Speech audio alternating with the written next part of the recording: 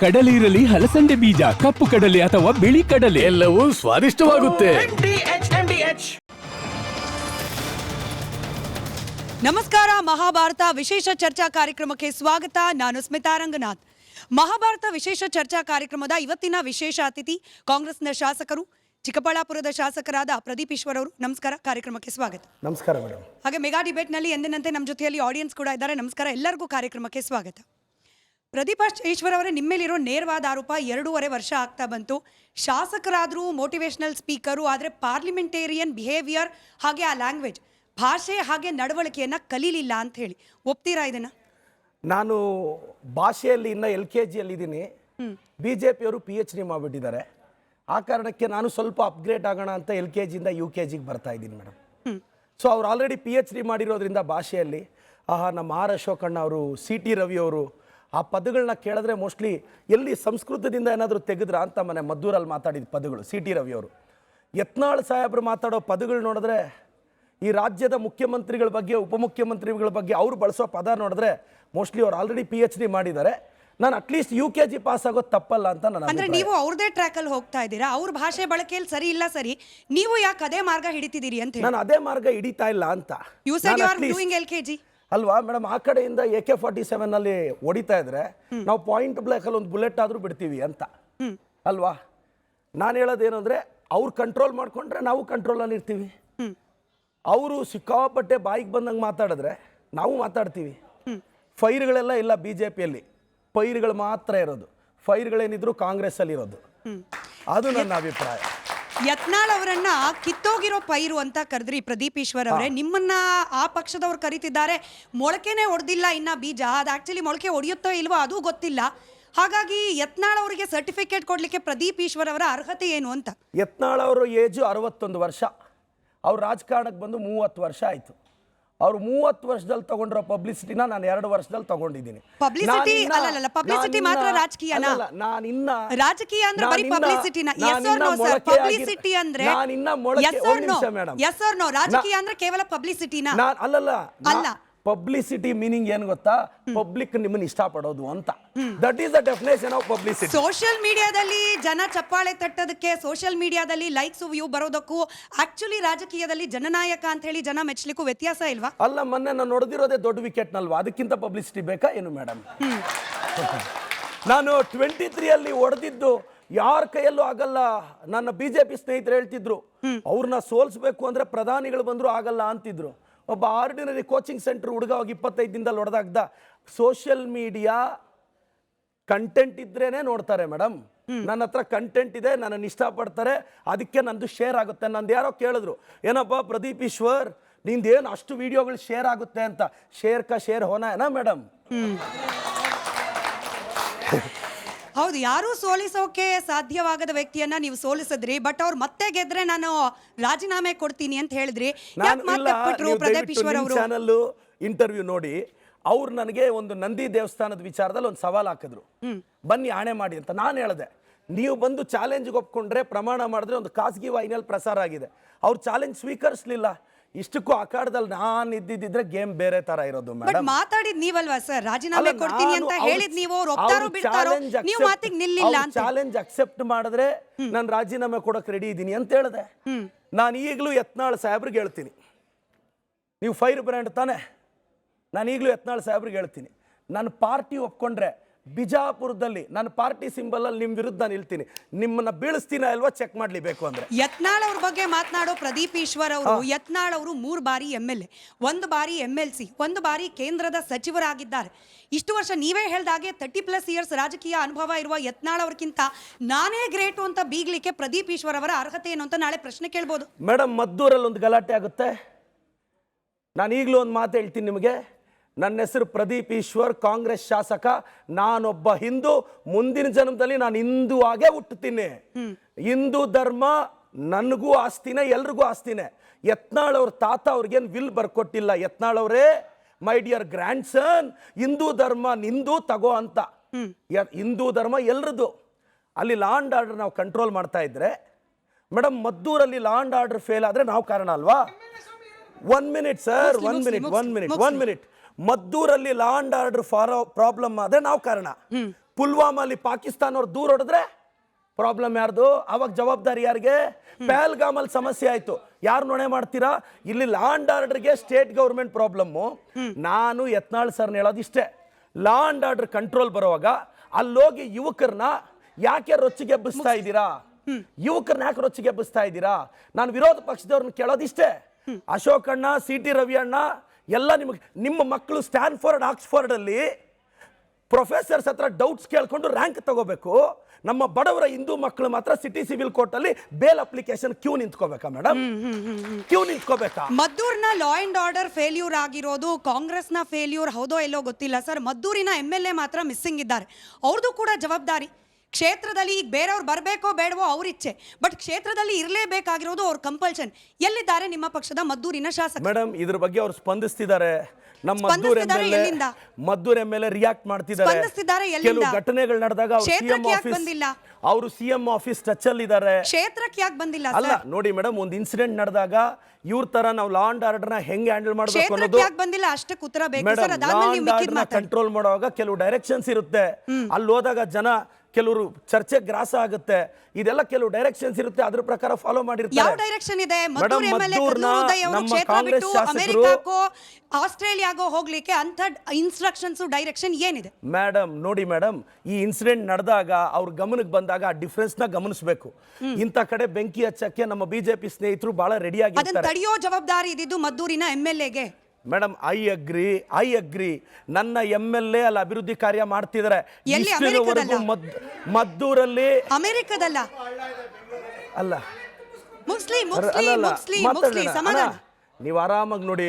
ನೀವು 1 hour ಪ್ರಶ್ನೆ ಕೇಳಿ, ಈಗ ಅವ್ರ ಕ್ವಶನ್ ಕಂಪ್ಲೀಟ್ ಆದ್ಮೇಲೆ ಮೈಕ್ ತಗೊಂಡು ನೀವೇನಾದ್ರೂ ಕೇಳಿ, ಮಧ್ಯದಲ್ಲಿ ಡಿಬೇಟ್ ಇಂಟರ್ಪ್ರೇಟ್ ಮಾಡಬೇಡಿ ಅನ್ನೋದು ನನ್ನ. ಮೇಡಮ್, ಅಭಿವೃದ್ಧಿ ದತ್ತ ನಡೀತಿದೆ ಮದ್ದೂರು, ಆದರೆ ಶಾಂತವಾಗಿದ್ದಂಥ ಮಂಡ್ಯ ಜಿಲ್ಲೆನ ಯಾವಾಗ JDS ವೀಕ್ ಆಗ್ತಿದ್ಯೋ, BJP ಅವರು ಮಂಗಳೂರಲ್ಲಿ ಪಾಪ ಯಂಗ್ಸ್ಟರ್ಸ್ ಎಲ್ಲ ರಿಯಲೈಸ್ ಆಗಿಬಿಟ್ರು. ಇವ್ರೀಗ ಮಂಗಳೂರಲ್ಲಿ ಹೋದ್ರೆ ಸರಿಯಾಗಿ ನೆಟ್ಟಿಗೆ 2,000 ಜನ ಸೇರ್ಸೋಕ್ಕಾಗಲ್ಲ. ಯಾಕೆಂದರೆ ಮಂಗಳೂರಲ್ಲಿ ಯುವಕರು ಉದ್ವೇಗ ಭಾಷಣಕ್ಕೆ ಕೇಸ್ಗಳು ಹಾಕ್ಸ್ಕೊಂಡು ಕೋರ್ಟ್ಗಳು ಸುತ್ತಿ ಪರ್ಸ್ನಲ್ ಲೈಫ್ ಹಾಳು ಮಾಡಿಕೊಂಡು ಈಗ ಮಂಗಳೂರಲ್ಲ ಇಂಟೆನ್ಸಿಟಿ ಕಡಿಮೆ ಆಗ್ತಿದೆ, ಅವ್ರಿಗೀಗ ಅಸ್ತಿತ್ವ. ಅದಕ್ಕೆ ಪಾಪ ಈ ಕಡೆ ಮಂಡ್ಯ, ಬೆಂಗಳೂರು ಕಡೆ ಶಿಫ್ಟ್ ಓವರ್ ಆಗ್ತಿದ್ದಾರೆ. ಮೇಡಮ್, ಯಾವುದೇ ಒಂದು ಸಮುದಾಯದಲ್ಲಿ ಕೆಲವರು ಹುಡುಗರು ತಪ್ಪು ಮಾಡಿದ್ರೆ ಒದ್ದೊಳಕ್ಕಾಗ್ತೀವಿ. ಅದು ಹಿಂದೂ ಧರ್ಮದವರಾದ್ರೂ, ಮುಸ್ಲಿಂ ಆದ್ರೂ, ಕ್ರಿಶ್ಚಿಯನ್ ಆದ್ರೂ, ಯಾರಾದ್ರೂ, ವಿ ಡೋಂಟ್ ಕೇರ್. ನೀವ್ ಹೇಳೋದು ಒಂದು ಎಂಟೈರ್ ಧರ್ಮವನ್ನ ಯಾಕೆ ಟಾರ್ಗೆಟ್ ಮಾಡ್ತೀರಾ ಅನ್ನೋದೇ ನನ್ನ ಪ್ರಶ್ನೆ.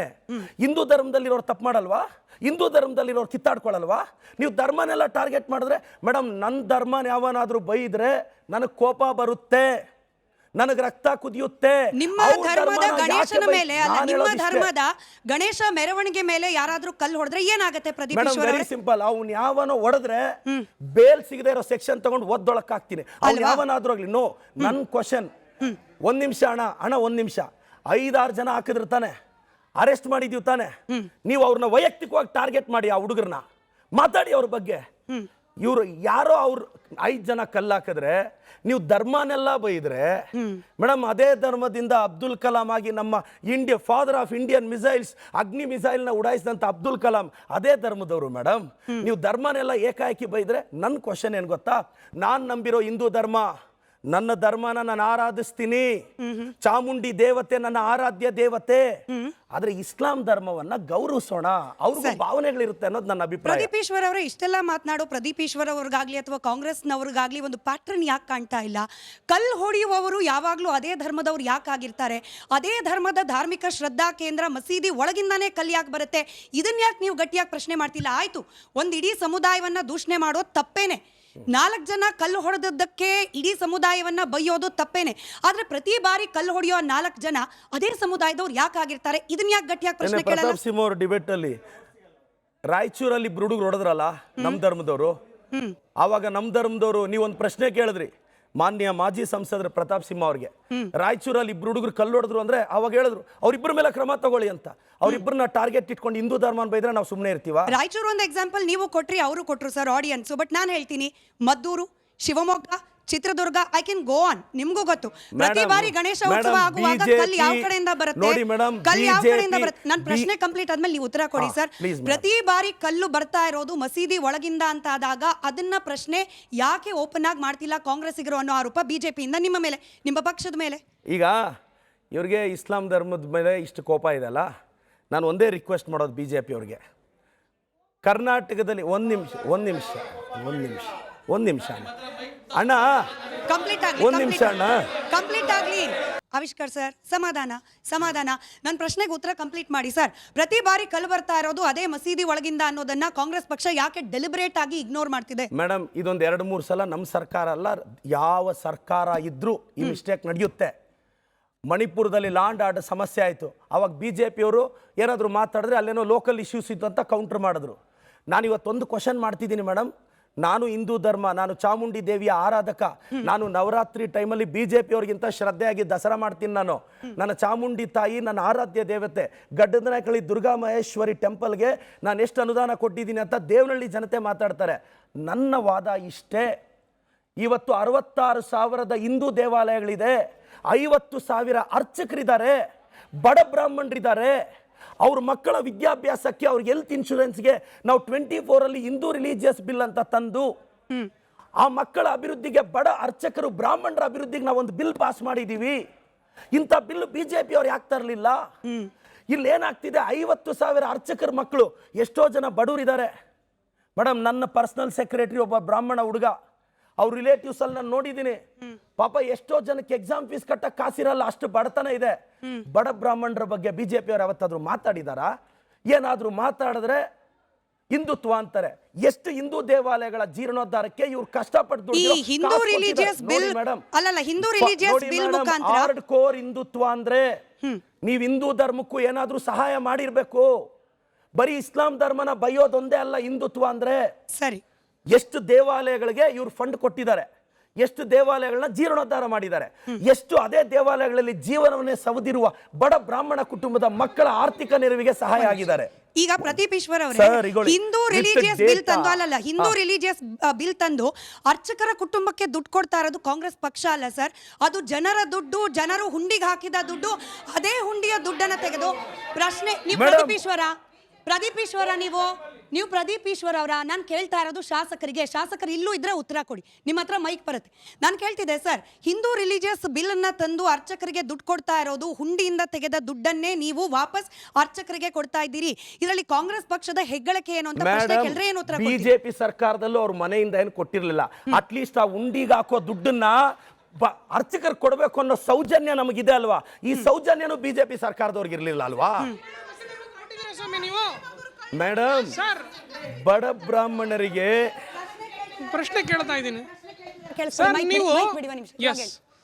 ಸರ್. ನೀವು ಈಗ ನೀವು ಶಾಸಕರು, ಈಗ ನಿಮ್ಮ ಥರನೇ ಯತ್ನಾಳ್ ಅವರು ಶಾಸಕರು, ಮತ್ತೊಬ್ಬರು ಶಾಸಕರು, ಅವ್ರಿಗೆ ಬಾಯಿ ಬಂದಂಗೆ ನೀವು ಕೋತಿ ಕುರಿ ನಾಯಿ ಅಂತ ಮಾತಾಡ್ತಿರಲ್ಲ. ಕರ್ನಾಟಕದಲ್ಲಿ ಪಪ್ಪು ಅಂತಾರೆ ನಿಮ್ಮನ್ನ, ಏನ್ ಹೇಳಿ? ಈಗ ಸರ್ ನಿಮ್ಮದೇ ಶಾಸಕರು,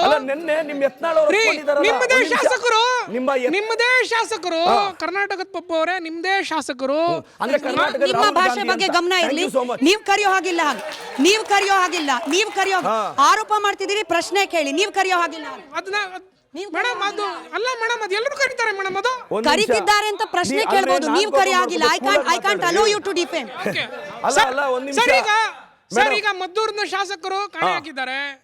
ನಾಗೇಂದ್ರ ಅವ್ರ ಕತೆ ರಾಜ್ಯ ನೋಡಿದೆ, ಸತೀಶ್ ಸೇಲ್ ಅವ್ರದ್ದು ಕತೆ ನೋಡ್ತಾ ಇದೆ. ಇದಕ್ಕೆ ನಿಮ್ಮ ಉತ್ತರ ಏನು? ಮಾತಾಡ್ತೀನಿ ರೀ. ಈಗ ಮೇಡಮ್, ನಿನ್ನೆ ಮಾನ್ಯ ಯತ್ನಾಳ್ ಅವರು ನಾನು ಕೋತಿ ಅಂತ ಕರೆದೆ. ಅವ್ರೇನು ಹೇಳಿದ್ರು? ಅವನು ದೊಡ್ಡ ಕೋತಿ, ನಾನು ಚಿಕ್ಕ ಕೋತಿ ಅಂತ ಅವರು ಒಪ್ಕೊಂಡಿದ್ದಾರೆ, ಪ್ಲೇ ಮಾಡಿ. ಸೊ ಯತ್ನಾಳ್ ಅವರೇ ಅವ್ರ ಸ್ಪೀಚಲ್ಲಿ ಅವನು ದೊಡ್ಡ ಕೋತಿ, ನಾನು ಚಿಕ್ಕ ಕೋತಿ ಅಂತ ಒಪ್ಕೊಂಡಿದ್ದಾರೆ. ಸೊ ಚಿಕ್ಕ ಕೋತಿನ ನಾನು ಸ್ವಲ್ಪ ದೊಡ್ಡ ಕೋತಿ ಅಂದಿದ್ದೀನಿ. ಖಂಡಿತವಾಗೂ ಇನ್ಮೇಲೆ ಚಿಕ್ಕ ಕೋತಿ ಅಂತಾನೆ ಕರಿತೀನಿ. ಪ್ರದೀಪ್ ಈಶ್ವರ್ ಅವರೇ, ಸಾವಿರಾರು ಮಕ್ಕಳಿಗೆ ವಿದ್ಯಾಭ್ಯಾಸವನ್ನ ಕೊಟ್ಟು ಜೀವನದ ದಾರಿಯನ್ನ ಕಟ್ತಾ ಇದ್ದವ್ರು ನೀವು ಶಾಸಕರಾಗಿದ್ದ ಆಮೇಲೆ ನಿಮಗೆ ಸರಿ ಅನ್ಸತ್ತಾ? ನಾನು ನಿಮ್ಮ ಪರ್ಸನಲ್ ಪ್ರಶ್ನೆ ಕೇಳ್ತಾ ಇದ್ದೀನಿ ಅಂತಾನೆ ಅನ್ಕೊಳ್ಳಿ. ನಿಮಗಾದ್ರೂ ಸರಿ ಅನ್ಸುತ್ತಾ ರಾಜಕೀಯದಲ್ಲಿ ರಾಜಕೀಯ ನಾಯಕರು ಪರಸ್ಪರರಾಗಿ ಕೋತಿ, ಕಮ್ಮಂಗಿ, ನಾಯಿ ಅಂತ ಹೇಳಿ ಬೈದಾಡ್ಕೊಳ್ಳೋದು? ನಿಮಗೆ ಸರಿ ಅನ್ಸುತ್ತಾ? BJP ಅವ್ರು ತಪ್ಪೇ ಮಾಡ್ತಿದ್ದಾರೆ, ಒಪ್ಕೊಂಡ್ಬಿಡೋಣ. ನಿಮಗೆ ಸರಿ ಅನ್ಸುತ್ತಾ?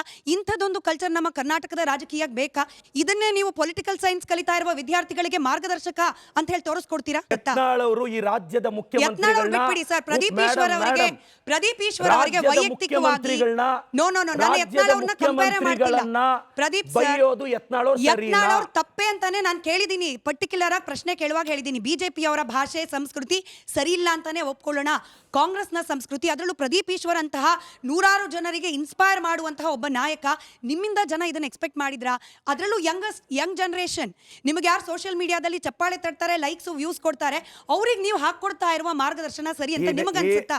ಏನಿಲ್ಲ ಮೇಡಮ್, ನಾನು ಭಾಳ ಲೈಫಲ್ಲಿ ಒಂದು ಫಿಲಾಸಫಿ ಫಾಲೋ ಆಗ್ತಿದ್ದೀನಿ. ಅವನು ಆ ಕಡೆಯಿಂದ ಒಂದು ಕಲ್ಲು ಹಾಕಿದ್ನ, ನೀನು 4 ಕಲ್ಲು ಹಾಕಿ ಮಾತುಕತೆಗೆ ಹೋಗ್ಬೇಕು. ಇದು ನ್ಯೂ ಜನ್ರೇಷನ್. ಒಂದು ನಿಮಿಷ ಅಣ್ಣ, ಮಾತಾಡೋಣ. ಮೇಡಮ್ ಇಲ್ಲ, ಕೊಡಿ ಮೇಡಮ್, ಅವ್ರ ಆತ್ಮಗಳ ಸಂತೋಷ ಆಗಲಿ, ಕೊಡಿ. ಸರ್, ನಮ್ಮ ಆತ್ಮಕ್ಕೆ ಶಾಂತಿ ಬಂದಿರೋದು, ಅವಶ್ಯಕತೆ ಇಲ್ಲ ನಮಗೆ. ಶಾಂತಿ ಅಲ್ಲಣ್ಣ, ಸಂತೋಷ. ಶಾಂತಿ ಬೇರೆ, ಸಂತೋಷ ಬೇರೆ ಅಣ್ಣ. ಸರ್, ನೀವು ಓಪನ್ ಆಗಿ ಚಾಲೆಂಜ್ ಮಾಡ್ತಾ ಇದ್ದೀರಾ. ನೀವು ಕಾಂಗ್ರೆಸ್ MLA ಅಂತ ನಮ್ಮ ಯತ್ನಾಳ್ ಸಾಹೇಬರಿಗೆ ಅಥವಾ ಪ್ರತಾಪ್ ಸಿಂಹ ಅವ್ರಿಗೆ ನಿಮ್ಗೊಂದು ಪಾರ್ಟಿ ಸಿಂಬಲ್ ಇದೆ ಅನ್ನೋ ಒಂದೇ ಕಾರಣಕ್ಕೆ ಗೆಲ್ತಾ ಇದ್ದೀರಾ ಅನ್ನೋದು ನೀವು ಮರಿಬೇಡಿ. ಅವತ್ತು ಯತ್ನಾಳ್ ಸಾಹೇಬ್ರಾಗ್ಲಿ ಪ್ರತಾಪ್ ಸಿಂಹ ಅವರಾಗ್ಲಿ, BJP ಇರಲಿ, ಯಾವುದೇ ಸಿಂಬಲ್ ಇರಲಿ, ಓಪನ್ ಆಗಿ ಚಾಲೆಂಜ್ ಮಾಡ್ತೀನಿ, ಗೆದ್ದೇ ಗೆಲ್ತಾರೆ. ಪ್ರತಾಪ್ ಸಿಂಹ ಅವರು 2 ಸಲನೂ BJP ಸಿಂಬಲ್ ಅಲ್ಲಿ ಗೆದ್ದಿದ್ದು. ಅವರು ಯಾರು ನರೇಂದ್ರ ಮೋದಿ ಯಾರು ತುಳಿಯದ ಆದಿ ಅಂತ ಒಂದು ಪುಸ್ತಕ ಬರೆದ್ರು, ಅದು ಮೋದಿ ಅವ್ರ ಗಮನಕ್ಕೆ ಹೋಯ್ತು. ಅವರು ಕ್ರೇಜಲ್ಲಿ ಅವ್ರ ಚರಿಷ್ಮಾಲಿ 14 ಗೆದ್ರು, ನಂತರ ಗೆದ್ರು. ನನ್ನ ಕ್ವಶನ್ ಇಷ್ಟೇ, ಯಾಕೆ ಮೊನ್ನೆ ಮೈಸೂರಿಗೆ ಅವ್ರಿಗೆ ಟಿಕೆಟ್ ಕೊಡಲಿಲ್ಲ? BJP ಅವರಿಂದ ಆನ್ಸರ್ ಎಕ್ಸ್ಪೆಕ್ಟ್ ಮಾಡ್ತಿದ್ದೀನಿ. ಕಾರಣ ಏನಿರಬಹುದು ಅಷ್ಟೇ. ನಿಮ್ಮ ವಿರುದ್ಧ ನಿಲ್ಲಿಸಬಹುದೇನೋ, ಅವರು ನಿಲ್ಲಿಸಿರಬಹುದೇನೋ. ಯಾಕಂದ್ರೆ ನೀವು ಅನ್ಕೊಳ್ಳಿ, ನಮ್ಮ ಬಿಜೆಪಿ ಪಾರ್ಟಿ ಕಾರ್ಯಕರ್ತರಿಗೆ ಯಾವಾಗಲೂ ರೆಸ್ಪೆಕ್ಟ್ ಕೊಡ್ತೀವಿ. ಈಗ ಅವ್ರನ್ನ ಹಿಂದೆ ಉಳಿದಿದ್ರು, ನೆಕ್ಸ್ಟ್ ನಿಮ್ಮ ವಿರುದ್ಧ ಅವರು ನಿಲ್ಬಹುದು. ನಾನೇ ಆರ್ಎಸ್ಎಸ್ ಮೇಲೆ ನಿಲ್ತೀನಿ ಅಂತ ಹೇಳಿ ಬಿಜೆಪಿ ಅವರಿಗೆ ನಿಮಗೆ ಗೊತ್ತಿದ್ಯಾ ಮೇಡಮ್? ನನ್ನ ಪಕ್ಷ ಒಪ್ಕೊಂಡ್ರೆ, ನನ್ನ ಹೈಕಮಾಂಡ್ ಹೇಳಿದ್ರೆ, ಪದ್ಮನಾಭನಗರ ಅಖಾಡದಲ್ಲಿ ನಾನು ಹಣೆ ಬರ ಚೆಕ್ ಮಾಡ್ಕೊತೀನಿ. ನನ್ನ ಪಕ್ಷ ಎಲ್ಲಿ ಟಿಕೆಟ್ ಕೊಟ್ರೆ ಪದ್ಮನಾಭನಗರದಲ್ಲೂ ಟ್ರೈ ಕೊಡು ಅಂದ್ರೆ ನಾನು ಕೊಡಕ್ ರೆಡಿ. ಆಯ್ತು, ಇಷ್ಟು ಕಾನ್ಫಿಡೆನ್ಸ್ ಅಲ್ಲಿ ಮಾತಾಡ್ತಿರೋ ಪ್ರದೀಪ್ ಈಶ್ವರ್ ಅವರು, ನೀವು ಪ್ರತಾಪ್ ಸಿಂಹ ಅವರನ್ನ ಔಟ್ಡೇಟೆಡ್ ಅಂತ ಕರಿತೀರಿ. ನಿಮ್ಮದೇ ಪಕ್ಷದವರು, ನಿಮ್ಮದೇ ಕ್ಷೇತ್ರದವರು ನಿಮ್ಮನ್ನ ಇಗ್ನೋರ್ ಮಾಡ್ತಿದ್ದಾರಂತೆ, ಹೌದಾ ಸರ್? ಮೊನ್ನೆ ಸಂತೋಷ್ ಲಾಡ್ ಅವರನ್ನ ಕರ್ಕೊಂಡು ಹೋದ್ರಿ, ನಿಮ್ಮನ್ನ ಪಕ್ಕಕ್ಕೆ ಸರಿಸ್ಬಿಟ್ಟು ಲಾಡ್ ಅವರನ್ನ ಮಾತ್ರ ಸನ್ಮಾನ ಮಾಡಿದ್ರಂತೆ, ಅವರನ್ನ ಮಾತ್ರ ಮೆರವಣಿಗೆ ಮಾಡಿದ್ರಂತೆ. ಇದನ್ನೇನು ನಿಮ್ಮ ಪಕ್ಷದವರು ನಿಮ್ಮನ್ನ ಇಗ್ನೋರ್ ಮಾಡ್ತಿದ್ದಾರೆ ಅನ್ನೋ ಆರೋಪ? ನೋಡಿ ಮೇಡಮ್, ಸಂತೋಷ್ ಲಾಡ್ ಅವರು ಚಿಕ್ಕಬಳ್ಳಾಪುರಕ್ಕೆ ಬಂದರು. ಒಂದು 5 ಕಡೆ ವೆಲ್ಕಮ್ ಮಾಡಿದ್ವಿ. ಅವ್ರು ಎಲ್ಲಿಂದ ಬಂದಿದ್ದು? ಕೋಲಾರಿಂದ ಬಂದರು. ವಿಜಯಪುರದಲ್ಲಿ ಒಂದು ಕಡೆ ವೆಲ್ಕಮ್ ಮಾಡಿದ್ವಿ, ನಂದಿ ಕ್ರಾಸಲ್ಲಿ ವೆಲ್ಕಮ್ ಮಾಡಿದ್ವಿ, IBL ವೆಲ್ಕಮ್ ಮಾಡಿದ್ವಿ, ಚಿಕ್ಕಬಳ್ಳಾಪುರ ಎಂಟ್ರಿಯಲ್ಲಿ ವೆಲ್ಕಮ್ ಮಾಡಿದ್ವಿ, ಕನ್ನಡ ಭವನದ ಮುಂದೆ ವೆಲ್ಕಮ್ ಮಾಡಿದ್ವಿ. 5 ಕಡೆ ವೆಲ್ಕಮ್ ಮಾಡಿದಾಗ ನಾನು ಅಫಿಷಿಯಲ್ ಆಗಿ ಕನ್ನಡ ಭವನದ ಹತ್ರ ಹೋಗಿ ಎಂಟ್ರೆನ್ಸಲ್ಲಿ ವೆಲ್ಕಮ್ ಮಾಡಿದೆ. ಆ ಕಡೆ ಎಲ್ಲದಕ್ಕೂ ನನಗೆ ಆಹ್ವಾನ ಇತ್ತು. ಆದರೆ ಅಲ್ಲಿಂದ ಬಂದರೆ ಇಲ್ಲಿ ಕ್ರೌಡ್ ಮ್ಯಾನೇಜ್ಮೆಂಟ್ ಮಾಡೋದು, ಮತ್ತೆ ಅವ್ರು ಬರೋದು, ಕಾರ್ಯಕ್ರಮ ವಿಳಂಬ ಆಗುತ್ತೆ. 3 ಗಂಟೆಗೆ ಸಮಯ ನಿಗದಿಯಾಗಿತ್ತು, 4:15 ಆಗೋಗಿತ್ತು. ಕಾರ್ಯಕ್ರಮ ಯಶಸ್ವಿಯಾಗಾಯಿತು. ಸಂತೋಷ್ ಲಾಡ್ ಸಾಹೇಬ್ರು ಒಂದು ಮಾತು ಹೇಳಿದ್ರು, ನಮ್ಮ ಪ್ರದೀಪ್ ಟೆಸ್ಟ್ ಮ್ಯಾಚ್ ಪ್ಲೇಯರ್ ಇದ್ದಂಗೆ, ನೀವು 5 ದಿನ ಬೋಲ್ ಮಾಡಿದ್ರು ಅವ್ನು ಔಟ್ ಆಗಲ್ಲ ಅಂತ. ಈ ಡೈಲಾಗು ಕೇಳಬೇಕು ನೀವು. ಅಂಜಿನಪ್ಪ, 4 ಹೆಸರು ಹೇಳ್ತೀನಿ ಸರ್. ಅಂಜಿನಪ್ಪ, ಭರಟಿ ವೆಂಕಟೇಶ್, ನಾರಾಯಣಪ್ಪ, DV ರಾಜೇಶ್, ಯಾರು ಸರ್ ಇವರೆಲ್ಲ? ಮೇಡಮ್, ಇವರೆಲ್ಲ JDS ಅಲ್ಲಿ ಇದ್ದವರು. ಇವಾಗ ಎಲ್ಲಿದ್ದಾರೆ? ಇವರೆಲ್ಲ JDS ಅಲ್ಲಿ ಇದ್ದವರು. ಇವಾಗ ಎಲ್ಲಿದ್ದಾರೆ?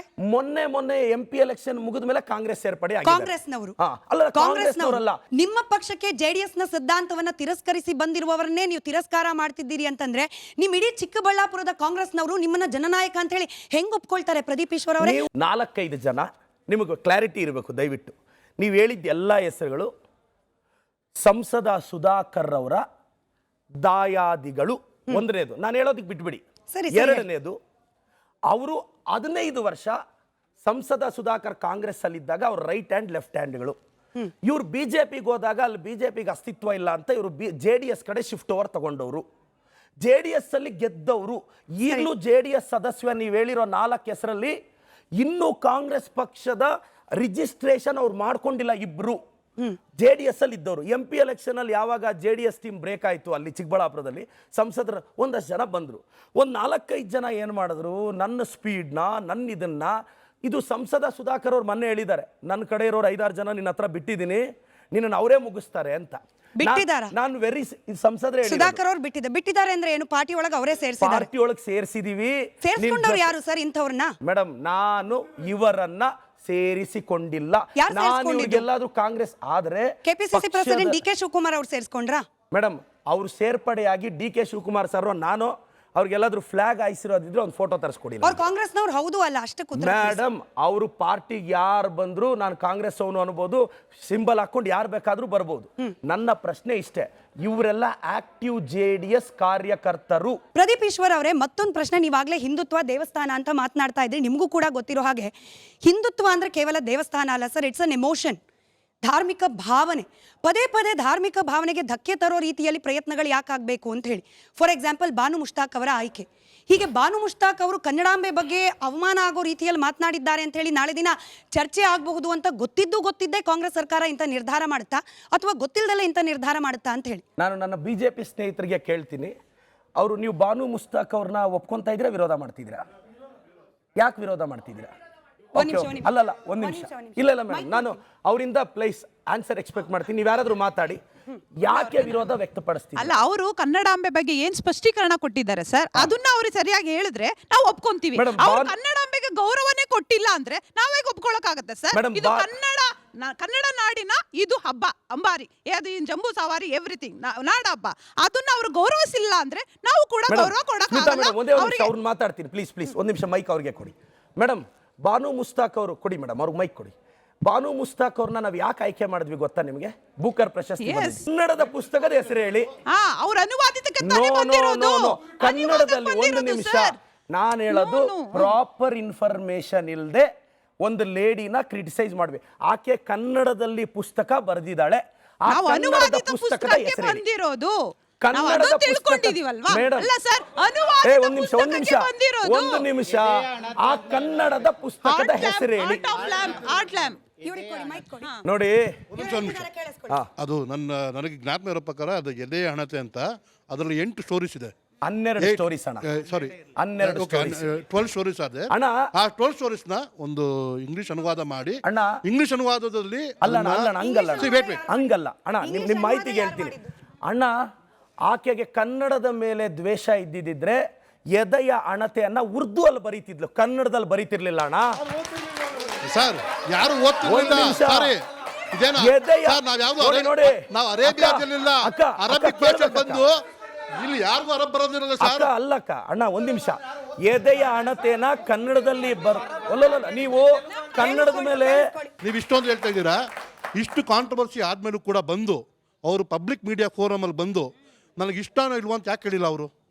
ನೋಡೋಣ, ನಾನು ನನ್ನ BJP ಸ್ನೇಹಿತರಿಗೆ ರಿಕ್ವೆಸ್ಟ್ ಮಾಡೋದು ಇಷ್ಟೇ ಅಣ್ಣ. ಎದೆಯ ಅಣತೆ ಅನ್ನೋ ಪುಸ್ತಕದಲ್ಲಿ ಅವ್ರು ಕನ್ನಡದಲ್ಲಿ ಬರೆದ್ರೆ ಮೊದಲ ಕನ್ನಡಕ್ಕೆ ಬೂಕರ್ ಪ್ರಶಸ್ತಿ ಬಂದಿದ್ದು ನಮಗೆ.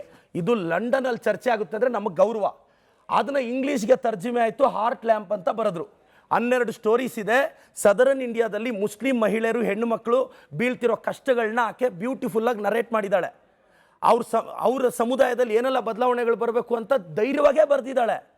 ಅಲ್ಲಿ ಯಾರನ್ನೂ ಬೈದಿಲ್ಲ. ಅವ್ರ ಸಮುದಾಯವನ್ನು ಆಕೆ ಕನ್ನಡದ ಮೇಲೆ ಪ್ರೀತಿ ಇದ್ದಿದ್ದಕ್ಕೆ, ಕನ್ನಡ ಮಾಧ್ಯಮದಲ್ಲಿ ಓದಿದ್ದಕ್ಕೆ. ಬಾನು ಮುಷ್ತಾಕ್ ಅವರ ಒಂದ್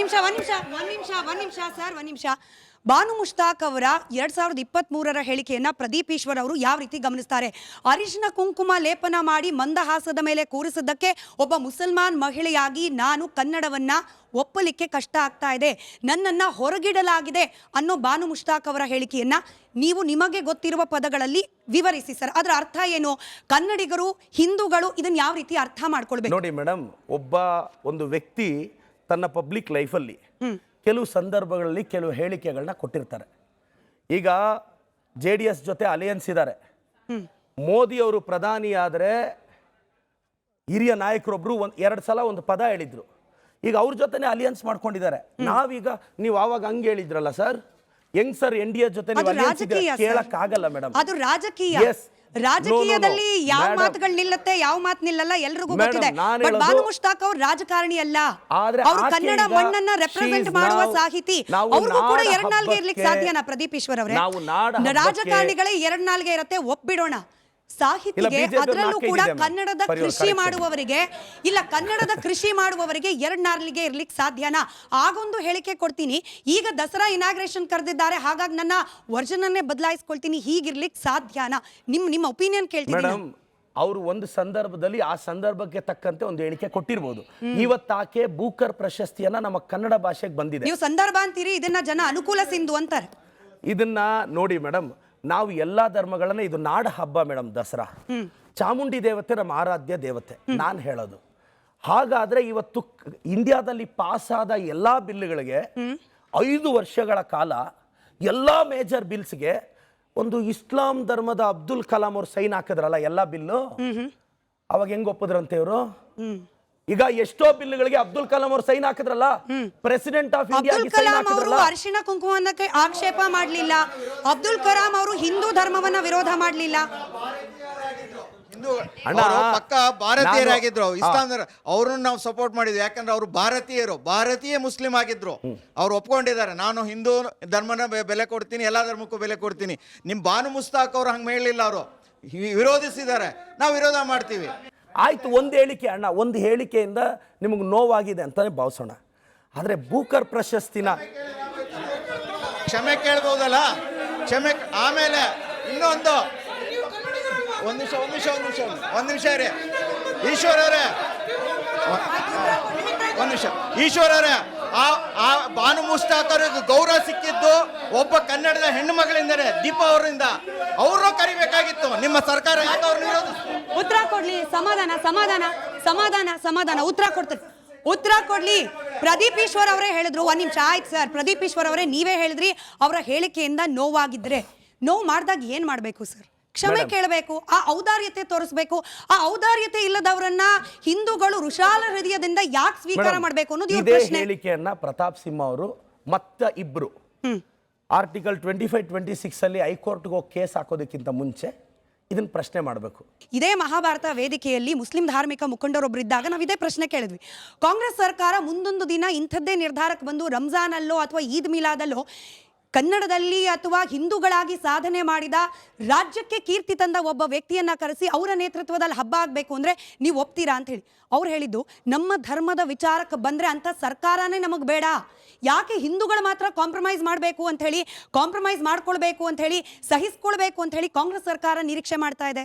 ಮೇಡಮ್, ಯಾವುದೇ ಒಂದು ಧರ್ಮ ಒಬ್ಬರ ಹೇಳಿಕೆಯಿಂದ ನಿಂತ್ಕೊಳ್ಳಲ್ಲ. ಆದಿಶಂಕರಾಚಾರ್ಯರಿಂದ ಹಿಂದೂ ಧರ್ಮ ಒಬ್ಬೊಬ್ಬರ ಐಡಿಯಾಲಜಿ ಒಂದೊಂದು ತರ ನಡೀತಿದೆ. ಇಲ್ಲಿ ಯತ್ನಾಳ್ ಅವ್ರು ಹೇಳಿದ ತಕ್ಷಣ ಕರ್ನಾಟಕದಲ್ಲಿರೋ ಹಿಂದೂಗಳೆಲ್ಲ ಪ್ರತಾಪ್ ಸಿಂಹ ಹೇಳಿಕೆಯಿಂದ ಹೋಗಲ್ಲ. ಯತ್ನಾಳ್ ಅವ್ರ ಮೆಜಾರಿಟಿ 8,000, ನನ್ನ ಮೆಜಾರಿಟಿ 11,000. ಈ ಡಿಫರೆನ್ಸ್ ನೋಡ್ಬೇಕು ನೀವು. ಅವರು ಅಷ್ಟು ಒಳ್ಳೇದ್ ಮಾಡಿದ್ರೆ ಬಿಜಾಪುರಕ್ಕೆ 40% ನಿಮಗೆ ಸರ್, 51% ಪ್ಲಸ್ ಅವರಿಗೆ ವೋಟ್ ಪರ್ಸೆಂಟೇಜ್ ನಾನು ಕೂಡ ತಿಳ್ಕೊಂಡು ಬಂದಿದ್ದೀನಿ. We are talking about Banu Mushtaq. ಅವ್ರಿಗೆ 8 ವರ್ಷ we are talking about Banu Mushtaq. Please come back to Banu Mushtaq. ಈ ಯತ್ನಾಳ್ ಅವ್ರಿಗೆ ನಿಮ್ಗೆ ಶೀಲ್ಡ್ ಅಲ್ಲ ಸರ್. ಯತ್ನಾಳ್ ಅವರು, ಪ್ರತಾಪ್ ಸಿಂಹ ಅವರು ನಿಮಗೆ ಶೀಲ್ಡ್ ಅಲ್ಲ. ನಾನು ಕೇಳ್ತಾ ಇರೋದು ಬಾನು ಮುಸ್ತಾಕ್ ಅವ್ರ ಬಗ್ಗೆ. ಹಾಗೆ ದಸರಾಗೆ ಒಬ್ಬ ಮುಸ್ಲಿಂ ಹೆಣ್ಮಕ್ಳು, ಅದರಲ್ಲೂ ಕನ್ನಡವನ್ನ ವಿರೋಧಿಸಿದ ಹೆಣ್ಣು ಮಗಳನ್ನ ಆಯ್ಕೆ ಮಾಡಿದ ಕಾಂಗ್ರೆಸ್ ಸರ್ಕಾರದ ನಿಲುವಿನ ಬಗ್ಗೆ ಪ್ರಶ್ನೆ, ಅದಕ್ಕೆ ಉತ್ತರ ಕೊಡಿ. ಮೈಸೂರಿನ ರಾಜರು ಆನೆಯಲ್ಲಿ ಹೋಗುವಾಗ, ಸ್ಮಿತಾ ಮೇಡಮ್, ಹೌದು, ಆನೆಯಲ್ಲಿ ಹೋಗುವಾಗ ರಾಜರ ಸ್ನೇಹಿತರಾದ ಮಿರ್ಜಾ ಇಸ್ಮಾಯಿಲ್ ಅವ್ರನ್ನ ಹೌದು, ಬಾ ಆನೆ ಮೇಲೆ ಹತ್ತು ಅಂತ ಬಲವಂತ ಮಾಡಿದ್ರೆ ಮಿರ್ಜಾ ಇಸ್ಮಾಯಿಲ್ ಅವ್ರು ಒಪ್ಪಲ್ಲ. ಪ್ಲೀಸ್ ತಿಳ್ಕೋಬೇಕು. ಆಗ ರಾಜರು ಬಲವಂತ ಮಾಡಿ ಮಿರ್ಜಾ ಇಸ್ಮಾಯಿಲ್ ಅವ್ರನ್ನ ಅಂಬಾರಿ ಅವ್ರ ಹಿಂದ್ಗಡೆ ಕೂರ್ಸ್ಕೊಂಡು ಸ್ವಲ್ಪ ದೂರ ಹೋಗ್ತಾರೆ. ರಾಜರೇ, ಮೈಸೂರಿನ ರಾಜರೇ ತನ್ನ ಸ್ನೇಹಿತ ಅನ್ನೋ ಕಾರಣಕ್ಕೆ ಮಿರ್ಜಾ ಇಸ್ಮಾಯಿಲ್ ಅವ್ರನ್ನ ಅಂಬಾರಿ ಮೇಲೆ ಕೂರಿಸಿದ್ರು. ಸರಿ ಅಂತ ಒಂದ್ ನಿಮಿಷ ಸರ್, ಕಂಪ್ಲೀಟ್ ಮಾಡ್ಲಿ ಹೇಳಿ ಅವರು. ಅಣ್ಣ, ಹೇಳಿ. ಈಗ ಒಂದು ನಿಮಿಷ, ನೀವೀಗ ಹೇಳಿದ್ರಿ ಇದೇ ಸ್ಟೇಟ್ಮೆಂಟ್ ಮೇಲೆ ನೀವು ನಿಲ್ಬೇಕು. ನಾನು ನೆಕ್ಸ್ಟ್ ಕಂಟಿನ್ಯೂಷನ್ ಮಾಡ್ತೀನಿ. ನೀವೇನು ಹೇಳಿದ್ರಿ, ಮಿರ್ಜಾ ಇಸ್ಮಾಯಿಲ್ ಅವರು ಹಿಂದೂ ವಿರೋಧಿಗಳಾಗಿರ್ಲಿಲ್ಲ ಅಂತ ಹೇಳಿದ್ರಿ ತಾನೆ. ಹಾಗಾದ್ರೆ ರಾಜರ ಹಿಂದೆ ಅಂಬಾರಿಯಲ್ಲಿ ಮಿರ್ಜಾ ಇಸ್ಮಾಯಿಲ್ ಕರ್ಕೊಂಡು ಹೋದಾಗ ಆ ಕ್ಲಾಕ್ ಟವರ್ ಹತ್ರ ಹೋಗಿದ ತಕ್ಷಣ ತುಂಬಾ ಜನ ಹಿಂದೂ ಕಾರ್ಯಕರ್ತರು ಬಂದು ಅವ್ರನ್ನ ಅಟ್ಯಾಕ್ ಹೊಡಿಯಕ್ಕೆ ಹೋಗಿ ಆನೆಯಿಂದ ಇಳಿಸಿದ್ರು. ಅಂದ್ರೆ ಮುಸ್ಲಿಂ ಧರ್ಮವರನ್ನ ನೀವು ಆವತ್ತಿಂದ ವಿರೋಧ ಮಾಡ್ತಿದ್ದೀರಿ ಅಂತ ತಾನೇ ಅರ್ಥ. ಆವತ್ತು ಮಿರ್ಜಾ ಇಸ್ಮಾಯಿಲ್ ಅವ್ರನ್ನ ಅಂಬಾರಿ ಮೇಲೆ ಕೂರಿಸಿದ್ದು ಆವತ್ತಿನ ಮೈಸೂರು ರಾಜರು ಅಲ್ವಾ? ಅವರ ಮನೆತನದ ಕುಡಿ ಯದುವೀರವ್ರು ಈಗ ಸಂಸದರು ಅಲ್ವಾ? ಆವತ್ತು ಎಕ್ಸಾಕ್ಟ್ ಮಿರ್ಜಾ ಇಸ್ಮಾಯಿಲ್ ಅವರನ್ನ ರಾಜರು ಆನೆ ಮೇಲೆ ಕೂರಿಸ್ಕೊಂಡು ಹೋದ್ರು ಅನ್ನೋದು ಮಾತ್ರ ನಾನು ಇತಿಹಾಸದಲ್ಲಿ ನೋಡಿದ್ದೀನಿ. ನಂತರ ನಾನು ಓದಿಲ್ಲ. ಈಗ ದಯವಿಟ್ಟು ಯದುವೀರ್ ಅವ್ರಿಗೆ ಕಾಲ್ ಕನೆಕ್ಟ್ ಮಾಡಿ. ನಿಮ್ಮ ಪೂರ್ವಜರು ಯಾಕೆ ಒಬ್ಬ ಮುಸ್ಲಿಂ ವ್ಯಕ್ತಿನ ಅಂಬಾರಿ ಮೇಲೆ ಕೂರಿಸ್ಕೊಂಡ್ರು, ಯದುವೀರ್ ಅವ್ರನ್ನ ಕಾರಣ ಕೇಳಿ ನಾನು ತಿಳ್ಕೊ. ಯದುವೀರ್ ಅವ್ರಿಗೆ ಕಾಲ್ ಮಾಡೋ ಅವಶ್ಯಕತೆ ಇಲ್ಲ, ಯಾಕಂದ್ರೆ ಇದೇ ವೇದಿಕೆಯಲ್ಲಿ ಬಂದು ಯದುವೀರ್ ಅವರು ಸ್ಪಷ್ಟೀಕರಣ ಕೊಟ್ಟಿದ್ದಾರೆ. ನೋಡಿ, ದಸರಾ ಉದ್ಘಾಟನೆಗೂ ದಸರಾದಲ್ಲಿ ಭಾಗವಹಿಸ್ಲಿಕ್ಕೂ ವ್ಯತ್ಯಾಸ ಇರುತ್ತೆ. ಉದ್ಘಾಟನೆ ಅಂದ್ರೆ ಚಾಮುಂಡೇಶ್ವರಿಯ ಪೂಜೆಯ ಮೂಲಕ ದಸರಾ ಪ್ರಾರಂಭ. ಪೂಜೆ ಅಂದ್ರೆ ಮೂರ್ತಿ ಪೂಜೆ. ಮೂರ್ತಿ ಪೂಜೆ ಮೇಲೆ ವಿಶ್ವಾಸ ಇಲ್ಲದವರನ್ನ ಕರ್ಕೊಂಡು ಹೋಗಿ ಅಲ್ಲಿ ದೀಪ ಬೆಳಗಿಸೋದು, ಪುಷ್ಪಾರ್ಚನೆ ಮಾಡಿಸೋದು ಅವ್ರಿಗೂ ಬಲವಂತ. ಅದನ್ನ ನೋಡುವಂತಹ ಧಾರ್ಮಿಕ ಭಾವನೆ, ಶ್ರದ್ಧೆ ಇರುವಂತಹ ಹಿಂದೂಗಳಿಗೂ ಹಿಂಸೆ. ಯಾಕೆ ಎರಡೂ ಸಮುದಾಯದ ಧಾರ್ಮಿಕ ಭಾವನೆ ಜೊತೆ ಕಾಂಗ್ರೆಸ್ ಸರ್ಕಾರ ಆಟ ಆಡ್ತಿದೆ ಅನ್ನೋ ನೇರ ಪ್ರಶ್ನೆ. ಮೇಡಮ್, ಇಲ್ಲಿ ನಾವು ಒಂದು ಹಂಗಾದ್ರೆ ಒಂದು ಕನ್ನಡಕ್ಕೆ ಗೌರವ ತಂದಿರೋ ಮಹಿಳೆಯನ್ನ ನಾವು ಅದೇ ಮಹಿಳೆ ಕನ್ನಡದ ಬಗ್ಗೆ ಗೌರವಿಸಬಾರದಾ? ಆಕ್ಷೇಪ ವ್ಯಕ್ತಪಡಿಸಿದ್ದಾರೆ. ಅದನ್ನ ಯಾಕೆ ಹೈಡ್ ಮಾಡ್ತಿದ್ದೀರಿ? ಹಂಗಾದ್ರೆ ಕನ್ನಡಕ್ಕೆ ಗೌರವ ತಂದಿರತಕ್ಕಂತ ಒಂದು ಮಹಿಳೆಯನ್ನ ನಾವು ಗೌರವಿಸೋದು ತಪ್ಪಲ್ವೇ ಅಲ್ಲ. ಹಾಗೇನೆ ಮತ್ತೆ ಆ ಯಾಕೆ? ಮಹಿಳೆ ಕೂಡ ಕನ್ನಡಾಂಬೆಯನ್ನ, ಕನ್ನಡವನ್ನ ಗೌರವಿಸೋದು ತಪ್ಪ? ಹಾಗೆ ನಿರೀಕ್ಷೆ ಇಟ್ಕೊಳ್ಳೋದು ತಪ್ಪ? ಪ್ರದೀಪ್ ಈಗ ಈಶ್ವರ್ ಒಂದ್ ಅವರೇ, ನಿಮಿಷ ಮೇಡಮ್, ಆಯ್ತು. ಈಗ ಬಿಜೆಪಿ ಅವ್ರು ಸರಿನಾ, ಕಾಂಗ್ರೆಸ್ ಅವ್ರು ಸರಿನಾ, ಬಿಡಿ. ನಾವು ತರ್ಕಕ್ಕೆ ಹೋಗ್ತಿಲ್ಲ. No madam, no. As a ಈಗ ಕನ್ನಡತಿ, ಈ ನಾನೊಬ್ಬ ತರ್ಕವನ್ನ- ಕನ್ನಡತಿಯಾಗಿ, ನಾನು ಬಿಜೆಪಿನೂ ಅಲ್ಲ ಕಾಂಗ್ರೆಸ್ ಅಲ್ಲ, ಒಬ್ಬ ಕನ್ನಡತಿಯಾಗಿ ನಾನು ಒಂದ್ ನಿಮಿಷ ಮರ್ತು ಬಿಡ್ತೀನಿ, ನಾನು ಜರ್ನಲಿಸ್ಟ್ ಅನ್ನೋದನ್ನ ಕೂಡ.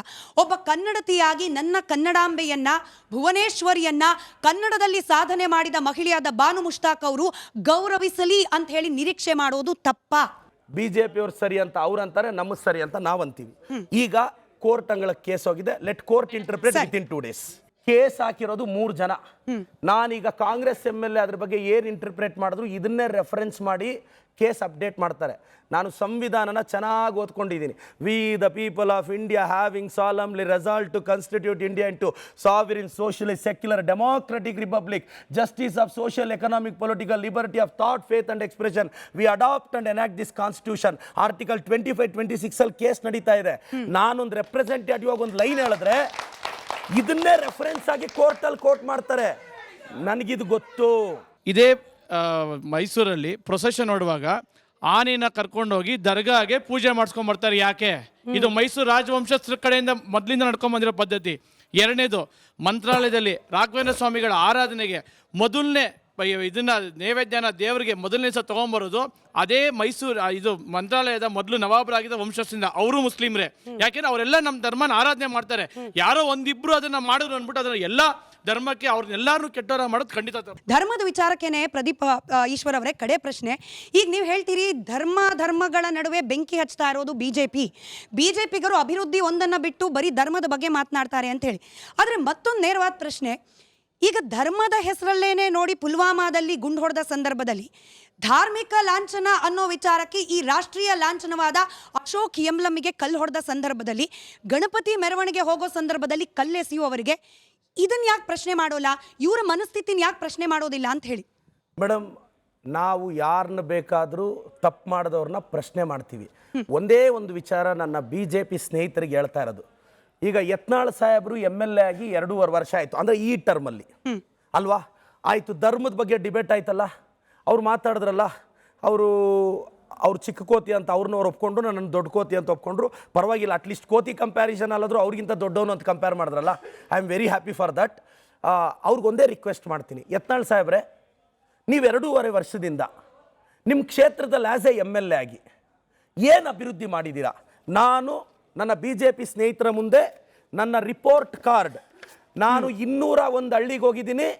201 ಹಳ್ಳಿಯಲ್ಲಿ ಅರ್ಜಿ ಹೆಸರು, ಅವರ ಡೀಟೇಲು, ಆ ಸ್ಟೇಟಸ್ಸು ನಿಮ್ಮ ಮುಂದೆ ಕೊಡ್ತಾ ಇದ್ದೀನಿ. 200 ಹಳ್ಳಿಗೆ ಬೆಳಗ್ಗೆ 6 ಗಂಟೆಗೆ ಹೋಗಿ ಎಂಟೈರ್ ಬ್ಯೂರೋಕ್ರಸಿನ ನೆಲದ ಮೇಲೆ ಕೂರಿಸಿದ್ದೀನಿ. ಟೌನಲ್ಲಿ 14 ವಾರ್ಡ್ಗೆ ಮನೆಗೆ ಹೋಗಿದ್ದೀನಿ. ನನ್ನ ತಾಯಿ ಹೆಸರಲ್ಲಿ 10 ಆಂಬ್ಯುಲೆನ್ಸ್ ಬಿಟ್ಟಿದ್ದೀನಿ. 10,000 ಪೇಷಂಟ್ಸ್ನ 12 ನಿಮಿಷದೊಳಗೆ ಪೇಷಂಟ್ನ ಪಿಕಪ್ ಮಾಡಿ ಕಾಪಾಡಿದ್ದೀನಿ. ಎಲ್ಲ ಡಿಬೇಟ್ ಪಕ್ಕಕ್ಕಿಡೋಣ ಅಣ್ಣ. ಈ ದಾಖಲೆ ನಿಮ್ಮ ಕೈ ಕೊಡ್ತೀನಿ. ನೀವೆಲ್ಲರೂ ಇಟ್ಕೊಳ್ಳೋಕ್ಕೂ ಒಂದೊಂದು ಕಾಪಿ ಕೊಡ್ತೀನಿ. ಇದನ್ನು ಕ್ರಾಸ್ ಚೆಕ್ ಮಾಡಿ ಅಣ್ಣ. ನನ್ನ ರಿಪೋರ್ಟ್ ಕಾರ್ಡು ನಾನು ಡೇರಾಗಿ ಪಬ್ಲಿಷ್ ಮಾಡ್ತಿದ್ದೀನಲ್ಲ, ಯತ್ನಾಳ್ ಸಾಹೇಬ್ರದ್ದು, ಅಶೋಕ್ ಅಣ್ಣಂದು, CT ರವಿ ಅಣ್ಣ MLC ಆಗಿದ್ದಾರೆ ಬಿಡಿ ರೀಸೆಂಟಾಗಿ, ವಿಜಯೇಂದ್ರ ಅಣ್ಣಂದು, ನಮಗೊಂದು ಕಾಪಿ ಕೊಡಿಸ್ಬಿಡೋಣ. ಆಯ್ತು. ನಿಮ್ಮ ಸಾವಿರಾರು ಪುಟಗಳ ರಿಪೋರ್ಟ್ ಕಾರ್ಡ್ನಲ್ಲಿ ಮುದ್ದೇನಹಳ್ಳಿ ಕನೆಕ್ಟ್ ಮಾಡುವ ರಸ್ತೆ, ಸರ್ ಎಂ ವಿಶ್ವೇಶ್ವರಯ್ಯನವರ ಊರು, ಆ ಊರನ್ನ ಕನೆಕ್ಟ್ ಮಾಡುವ ರಸ್ತೆಯ ಅಭಿವೃದ್ಧಿ ಆಗಿರೋದ್ರ ಬಗ್ಗೆ ಎಲ್ಲರೂ ಉಲ್ಲೇಖ ಇದ್ರೆ ಹೇಳಿ ಸರ್. ಮುದ್ದೇನಹಳ್ಳಿ ಪಂಚಾಯಿತಿಯಲ್ಲಿ ನಾನು 10ಕ್ಕೂ ಹೆಚ್ಚು ಹಳ್ಳಿಗೆ ಸುತ್ತಿದ್ದೀನಿ. ವಿಶ್ವೇಶ್ವರಯ್ಯ ಓಡಾಡಿರೋ ಪ್ರತಿ ಹಳ್ಳಿಗೂ ಇವತ್ತಿಗೂ ರೋಡ್ ಇರಲಿಲ್ಲ. ಕನಿಷ್ಠ 7 ಕೋಟಿ ಖರ್ಚು ಮಾಡಿ ಮುದ್ದೇನಹಳ್ಳಿ ಪಂಚಾಯಿತಿನ ಆಲ್ರೌಂಡ್ ಡೆವಲಪ್ ಮಾಡಿದ್ದೀನಿ.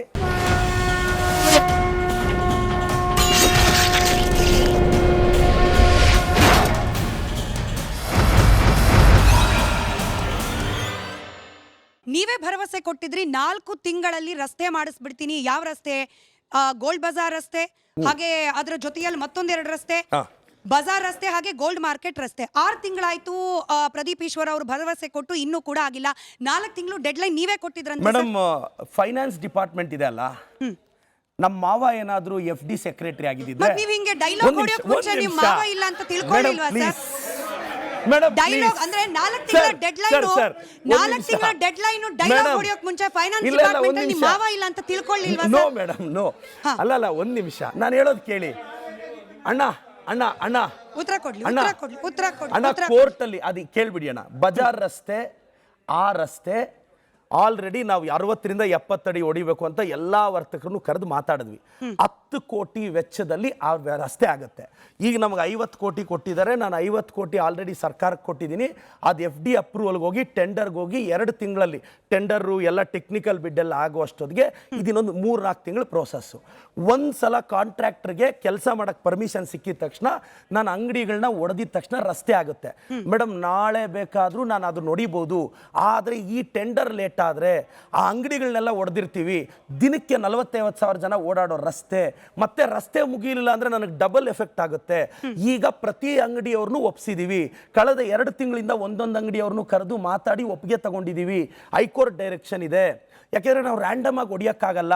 ಎರಡನೇದು ಈಗ ಟೆಂಡರ್ ಕಳಿಸಿದ್ದೀನಿ, ಅಂದರೆ in the sense FD approval ಆಗಬೇಕು. ಇದರಿಂದ ಪ್ರದೀಪ್ ಈಶ್ವರ್ ಅವರು ಕಲ್ತ ಪಾಠ ಹಾಗಾದ್ರೆ ರಾಜಕಾರಣಿಯಾಗಿ 4 ತಿಂಗಳು ಡೆಡ್ಲೈನ್ ಕೊಟ್ಟು ಡೈಲಾಗ್ ಹೊಡೆಯೋದು ಸುಲಭ, ಆದ್ರೆ ಡೆಲಿವರಿ ಮಾಡೋದು ಕಷ್ಟ ಇದೆ ಅಂತ ಕಲ್ತರ. ಮೇಡಮ್, 4 ತಿಂಗಳಲ್ಲಿ ಎಲ್ಲ ಅಂಗಡಿಗಳವ್ರನ್ನ ಮನವೊಲಿಸಿದ್ದೀನಿ. ಇದು ಹಿಂದೆ ಇದ್ದವ್ರ ಕೈಯಲ್ಲಿ 10 ವರ್ಷ ಆಗಿರಲಿಲ್ಲ. MG ರಸ್ತೆ ಅಂತ ಒಂದಿದೆ, ಅದನ್ನ ಮುಟ್ಟಿದ್ರೆ 10,000 ಓಟ್ ಹೋಗುತ್ತೆ ಅಂತ ಹಳೆ ಸಂಸದರು 2007 ಅಪ್ರೂವ್ ಸಿಕ್ಕಿದ್ದು. 2007 ಇಂದ ಎಲೆಕ್ಟ್ ಆಗಿರೋ ಎಲ್ಲ ರೆಪ್ರೆಸೆಂಟೇಟಿವ್ಸು ಆ ದಾರಿಯಲ್ಲಿ 10-20 ಸಾವಿರ ಓಟ್ ಹಾಳಾಗುತ್ತೆ ಅಂತ ಹೋದ್ರು. ನಾನು ಹಿಂದೆ ಮುಂದೆ ನೋಡದೆ MG ರೋಡ್ ನೋಡ್ದಾಕಿದ್ದೀನಿ. ನಿಮ್ಮದೇ ಕ್ಷೇತ್ರದ ಜನ ಮತ್ತೊಂದು ಪ್ರಶ್ನೆ ಕೇಳು ಅಂತ ಹೇಳಿ ರಿಕ್ವೆಸ್ಟ್ ಮಾಡ್ಕೊಂಡಿದ್ದಾರೆ ಸರ್. ಹೂವಿನ ಮಾರ್ಕೆಟ್ 2.5 ವರ್ಷ ಆಯ್ತು ಪ್ರದೀಪ್ ಈಶ್ವರ್ ಅವರು ಶಾಸಕರಾಗಿ ಭರವಸೆ ಕೊಟ್ಟಿದ್ರು, ಅದನ್ನ ಏನೋ ಒಂದು ಗತಿ ಕಾಣಿಸ್ತೀವಿ, ಅಭಿವೃದ್ಧಿ ಮಾಡ್ತೀವಿ ಅಂತ ಹೇಳಿ. ಯಾಕೋ ಅದ್ರ ಬಗ್ಗೆ ಮರ್ತು ಬಿಟ್ಟಿದ್ದಾರೆ, ನೆನಪು ಮಾಡಿ ಅವ್ರಿಗೆ ಅಂತ ಹೇಳಿ. ಇದು ಹೆಂಗಿದೆ ಅಂದ್ರೆ, ಮೊದಲನೇ ದಿನ ಎಕ್ಸಾಮ್ಗೆ ಹೋಗಿ ಸೆಕೆಂಡ್ ಡೇ ಎಲ್ಲಿ ಎಕ್ಸಾಮ್ ಡಿಸ್ಟಿಂಕ್ಷನ್ 2.5 ವರ್ಷ is not the second day sir. No madam, ಇದು ನಮಗೆ ಲಾಸ್ಟ್ ಬಜೆಟ್ ಅಲ್ಲಿ ಡಿಕ್ಲೇರ್ ಆಯ್ತು. ನಿಮಗೆ ಟೈಮ್ ಲೈನ್ ಹೇಳ್ಬಿಡ್ತೀನಿ. ಬಜೆಟ್ ಆಗಿ ಎಷ್ಟು ನೋ ತಿಂಗಳು ಮೇಡಮ್, ಬಜೆಟ್ ಅಲ್ಲಿ ಡಿಕ್ಲೇರ್ ಆಯ್ತು 140 ಕೋಟಿ. ಆದ್ರೆ ಬಜೆಟ್ ಅಲ್ಲಿ ಏನು ಡಿಕ್ಲೇರ್ ಮಾಡೋದು ಅಂದ್ರೆ ಪಬ್ಲಿಕ್ ಪ್ರೈವೇಟ್ ಪಾರ್ಟ್ನರ್ಶಿಪ್ ಅಂತ ಡಿಕ್ಲೇರ್ ಮಾಡಿದ್ರು. ನಾವು ಮತ್ತೆ ನಾನು ಮುಖ್ಯಮಂತ್ರಿಗಳ ಹತ್ರ ಹೋದ್ರೆ, ಸರ್ ನಾಳೆ ಬೆಳಗ್ಗೆ 140 ಕೋಟಿಯಲ್ಲಿ ಪ್ರೈವೇಟ್ ಅವರು ಒಂದು 70 ಕೋಟಿ ಇನ್ವೆಸ್ಟ್ ಮಾಡಿ, ನಾವು ಒಂದು 70 ಕೋಟಿ ಇನ್ವೆಸ್ಟ್ ಮಾಡ್ತೀವಿ. ನಾಳೆ ವರ್ತಕರನ್ನ ಅವ್ರು ಹರಾಜ್ ಮಾಡ್ತಾರೆ ಸರ್, 140 ಕೋಟಿ ಪ್ರೈವೇಟ್ ಪಾರ್ಟ್ನರ್ಶಿಪ್ ಬೇಡ ಸರ್ ಅಂತ ರಿಕ್ವೆಸ್ಟ್ ಮಾಡಿದ್ಮೇಲೆ ಮತ್ತೆ ಆರ್ಡರ್ ಚೇಂಜ್ ಮಾಡಿ ನಂದಿ ಬೆಟ್ಟಕ್ಕೆ ಕ್ಯಾಬಿನೆಟ್ಗೆ ಬಂದಾಗ ನಂದಿ ಬೆಟ್ಟದಲ್ಲಿ ಮುಖ್ಯಮಂತ್ರಿಗಳಿಂದ ನಾನು ಅನೌನ್ಸ್ ಮಾಡಿಸಿದೆ, ಸರ್ 140 ಕೋಟಿನೂ ಸರ್ಕಾರನೇ ಕೊಡಿ ಸರ್ ಅಂದರು. ನಬಾರ್ಡ್ ಅವರು ಕೇವಲ 10 ಕೋಟಿ ಕೊಡ್ತೀವಿ ಅಂದರು. ಮೇಡಮ್, ನಿಮಗೆ ಗೊತ್ತಿರಲಿ, 20 ಕೋಟಿಯಲ್ಲೂ ಫ್ಲವರ್ ಮಾರ್ಕೆಟ್ ಕಟ್ಟಬಹುದು. ಆದರೆ ಇನ್ನು 20 ವರ್ಷಕ್ಕೆ ನಮ್ಮ ಪಾಪ್ಯುಲೇಷನ್ ಜಾಸ್ತಿ ಆಗುತ್ತೆ, ವರ್ತಕರು ಜಾಸ್ತಿ ಆಗ್ತಾರೆ. ಮೇಡಮ್, 140 ಕೋಟಿ ಯಾಕೆ ಕೇಳಿದ್ದೀವಿ ಅಂದರೆ, ನೆಕ್ಸ್ಟ್ 25 ಇಯರ್ಸ್ಗೆ ಪ್ರೊಜೆಕ್ಷನ್ ನೋಡ್ತಾ ಇದೀವಿ ನಾವು. ಆವತ್ತು ವರ್ತಕರು ಜಾಸ್ತಿ ಆಗ್ತಾರೆ, ಆವತ್ತು ಮತ್ತೆ ಇನ್ನೊಂದು ಮಾರ್ಕೆಟ್ ಕಟ್ಟಕ್ಕಾಗಲ್ಲ. ಮತ್ತೆ ಇವರು ಹೂವಿನ ಮಾರ್ಕೆಟ್ಗೆ ಬಂಡೆ ಮೇಲೆ ಜಾಗ ಕೊಟ್ಟಿದ್ರು, ಅಲ್ಲಿ ಪಾಯ ಹಾಕಕ್ಕಾಗಲ್ಲ. ನಾನು ದೇವನಹಳ್ಳಿ ಏರ್ಪೋರ್ಟ್ಗೆ ನಿಯರ್ ಇರೋ ಜಾಗ ನಾವೆಷ್ಟು ಕಷ್ಟಪಟ್ಟಿದ್ದೀವಿ ಅಂದರೆ, ಆರ್ಟಿಕಲ್ಚರ್ ಲ್ಯಾಂಡು, ನಾವು ಆರ್ಟಿಕಲ್ಚರ್ಗೆ ಸರಿಸಮಾನವಾದ ಲ್ಯಾಂಡನ್ನು ಕೊಟ್ಟು ಆ ಲ್ಯಾಂಡನ್ನು ತಗೊಂಡು ಆರ್ಟಿಕಲ್ಚರ್ ಮಿನಿಸ್ಟ್ರಿ ಹತ್ರ ಸೈನ್ ಹಾಕ್ಸಿ ಅದನ್ನು ಗೌರ್ಮೆಂಟ್ಗೆ ಕಳಿಸಿ ಈಗ 140 ಕೋಟಿ ಈಗೇನು ಪ್ಲಾನಿಂಗ್ ಆಗಿದೆ. ಮೇಡಮ್, ಹೆಂಗೆ ಕಟ್ಟಿಸ್ತಾ ಇದೀವಿ ಮಾರ್ಕೆಟ್ ಅಂದರೆ, it will be one of the finest in Asia flower market. ಅವರು ಅಷ್ಟು ಬಡತನದಲ್ಲಿ ಬೆಳೆದು ಆ ಬಡತನ ಅನುಭವಿಸಿ ಇವತ್ತು ಬಡವರ ಕಷ್ಟ ಗೊತ್ತಿದ್ದು ಇವತ್ತು ಒಬ್ಬ ಬಡವ MLA ಆದರೆ ಯಾವ ಥರ ಇರುತ್ತೆ, ಆಡಳಿತ ಹೆಂಗಿರುತ್ತೆ, ಜನರ ಯಾವ ಥರ ಅವರ ಭಾವನೆ ಇರುತ್ತೆ ಅಂತ 224 MLAಗಳಿಗೆ ಒಬ್ಬ ಇನ್ಸ್ಪಿರೇಷನ್ ನಮ್ಮ ಶಾಸಕರು. ಚಪ್ಪಾಳೆ ತಟ್ಟಿ ಸರ್ ಇದಕ್ಕೆ. ಮೇಡಮ್, ಪ್ರದೀಪ್ ಈಶ್ವರ್ ಕೆಲಸಗಳು ಉಳಿಯುತ್ತವೆ, ಟೀಕೆಗಳು ಸಾಯುತ್ತವೆ. ಇದು DK ಶಿವಕುಮಾರ್ ಅವರು ಒಂದ್ಸಲ ಹೇಳಿದರು, ಟೀಕೆಗಳು ಸಾಯುತ್ತವೆ, ಕೆಲಸಗಳು ಉಳಿಯುತ್ತವೆ ಅನ್ನೋದನ್ನು ನಾನು ಹೇಳಲಿಕ್ಕೆ ಬಯಸ್ತೇನೆ. ಪ್ರದೀಪ್ ಈಶ್ವರ್ ಅವರ ಕೆಲಸಗಳು ಉಳಿಯುತ್ತವೆ, ಟೀಕೆಗಳು ಸಾಯುತ್ತವೆ ಅನ್ನೋದು ಉದಾಹರಣೆ ಏನಪ್ಪ ಅಂತಂದರೆ, ನಮ್ಮ ಶಾಸಕರಾಗಿರ್ತಕ್ಕಂಥ ಪ್ರದೀಪ್ ಈಶ್ವರಣ್ಣವರು ಏನು ಹೇಳಿದ್ರು ಅದು ಮಾಡೋದಕ್ಕೂ ರೆಡಿ. ಟೀಕೆಗಳು ಏನು ಸರ್ ಅದು? ಮೇಡಮ್, ಟೀಕೆಗಳೇನು ಅಂತಂದ್ರೆ ನೀವು ಹೇಳಿದ್ದು ಪೂರ್ತಿ ಸೆಂಟೆನ್ಸ್ ಏನು? ಟೀಕೆಗಳು ಸಾಯುತ್ತವೆ ಅಂತ. ಟೀಕೆ ಅವರು ಮಾಡಬಾರ್ದು ಸರ್. ಸರ್, ಅವ್ರು ಕೇಳಿದಾಗೆ ಅವರೊಂದು ಪ್ರಶ್ನೆ ಹೇಳಿದ್ರು, ನಮ್ಮ ಶಾಸಕರು ನಮ್ಮ ಹೆಮ್ಮೆ, ಒಬ್ಬರು ಬಡವರಂತ. ಸರ್, ನೀವೇ ಹೇಳಿ ಸರ್, ನೀವು ಬಡವರಾ ಸರ್? ನಾನು ಹುಟ್ಟಿದ್ದು ಬಡತನದಲ್ಲಿ, ಖಾಲಿ ಹೊಟ್ಟೆ ಖಾಲಿ ಜೇಬು ಒಡೆದ ಹೃದಯ ಪಾಠ ಕಲಿಸಿದೆ. ಒಂದು ನಿಮಿಷ, ಲೆಟ್ ಮಿ ಕನ್ಕ್ಲೂಡ್. ಪರಿಶ್ರಮ ಸಂಸ್ಥೆ ಕಟ್ಟಿದೆ ಕಳೆದ 5 ವರ್ಷದಿಂದ. ಕಷ್ಟಪಟ್ಟು ಒಬ್ಬ ಕನ್ನಡದ ಹುಡುಗ ಪಕ್ಕದ ನೆರೆ ರಾಜ್ಯದವ್ರಿಗೆ ಸೆಡ್ ಹೊಡೆದು ಒಂದು ಸಂಸ್ಥೆ ಬೆಳೆಸಿದೆ. ಇವತ್ತು ನನ್ನ ಕಂಪನಿಯ ಎವ್ಯಾಲ್ಯೂಯೇಷನ್ ಪದ ಗೊತ್ತಿರಬೇಕು. ಎವ್ಯಾಲ್ಯೂಯೇಷನ್ ಅಂದರೆ ನನ್ನ ಕಂಪನಿ ನಾನು ಯಾರಿಗಾದ್ರೂ ಮಾರಿದ್ರೆ ನನ್ನ ಕಂಪನಿಯ ಇವತ್ತಿನ ಎವ್ಯಾಲ್ಯೂಯೇಷನ್ 800 ಕೋಟಿ. ಸರ್ 800 ಕೋಟಿ ಒಬ್ಬ ವ್ಯಕ್ತಿ ಹತ್ರ ಇದೆ ಅಂದ್ರೆ ಅವ್ರು ಬಡವರು ಹೇಗೆ ಸರ್? ನಿಮ್ಮ ಆಕ್ಷೇಪ ಏನು ಪ್ರದೀಪ್ ಈಶ್ವರ್ ಅವ್ರು ಶ್ರೀಮಂತರಾಗಬಾರ್ದಾಗಿತ್ತಾ? ಆಗ್ಬಾರ್ದಂತಲ್ಲ, ಪ್ರತಿನಿಧಿಗಳು ಅವ್ರನ್ನ ಏನ್ ಹೇಳ್ತಾರೆ ಅಂದ್ರೆ ಒಬ್ರು ಬಡವರು ಅಂತ ಹೇಳ್ತಾರೆ. ನಿಮ್ಮವರೇ ಹೇಳಿದ್ದು, ಸ್ವತಃ ನೀವು ಕೂಡ ಹೇಳಿದಿರಿ ನಾನೊಬ್ಬ ಬಡವ ಅಂತ. ಹುಟ್ಟಿದಾಗ ನೀವು ಬಡವ, ಓಕೆ ನಾನು ಒಪ್ಕೋತೀನಿ. ಈಗ ನೀವು ಬಡವರಾ? ನಂಗೆ ಅದು ಪ್ರಶ್ನೆ ಸರ್. ಕಳೆದ 5 ವರ್ಷದಿಂದ ನನ್ನ ಸಂಸ್ಥೆ ಕೇಳಿಸ್ಕೊಳ್ರಿ, ಉತ್ತರ ಕೇಳಿಸ್ಕೊಳ್ಳಿ. ಕಳೆದ 5 ವರ್ಷದಿಂದ ನಾನು ಏನು ಸಂಸ್ಥೆ ಕಟ್ಟಿದ್ದೀನಿ, ನನ್ನ ಸಂಸ್ಥೆ ಬೆಳೆಸಿದ್ದೀನಿ. ನಾನು ಕಷ್ಟಪಟ್ಟು ಸಂಪಾದಿಸಿರೋ ದುಡ್ಡಲ್ಲಿ 24/7 ಇದು ಗೊತ್ತಿರಬೇಕು 10 ಆ್ಯಂಬುಲೆನ್ಸ್ ಖರ್ಚು ಇಟ್ಟಿದ್ದೀನಣ್ಣ. ತಿಂಗಳಿಗೆ 15 ಲಕ್ಷ. ನಾನು ಬೇರೆಯವ್ರ ಥರ ಒಂದು ಆ್ಯಂಬುಲೆನ್ಸ್ ತೊಗೊಂಡು ಗೌರ್ಮೆಂಟ್ಗೆ ಕೊಟ್ಟಿಲ್ಲ. 20 ಡ್ರೈವರ್ ಸ್ಯಾಲ್ರಿ ನಂದು, ಡೀಸೆಲ್ ನಂದು, ಆ್ಯಂಬುಲೆನ್ಸ್ ನಂದು. 12 ನಿಮಿಷಕ್ಕೆ ಪೇಷಂಟ್ನ ಪಿಕಪ್ ಮಾಡ್ತೀನಿ. 15 ಲಕ್ಷ ಖರ್ಚು ಮಾಡ್ತೀನಿ. 7,000 ಮಕ್ಕಳಿಗೆ ಮನೆ ಹತ್ರ ಹುಡ್ಕೊಂಡೋಗಿ ಸ್ಕಾಲರ್ಶಿಪ್ ಕೊಟ್ಟಿದ್ದೀನಿ.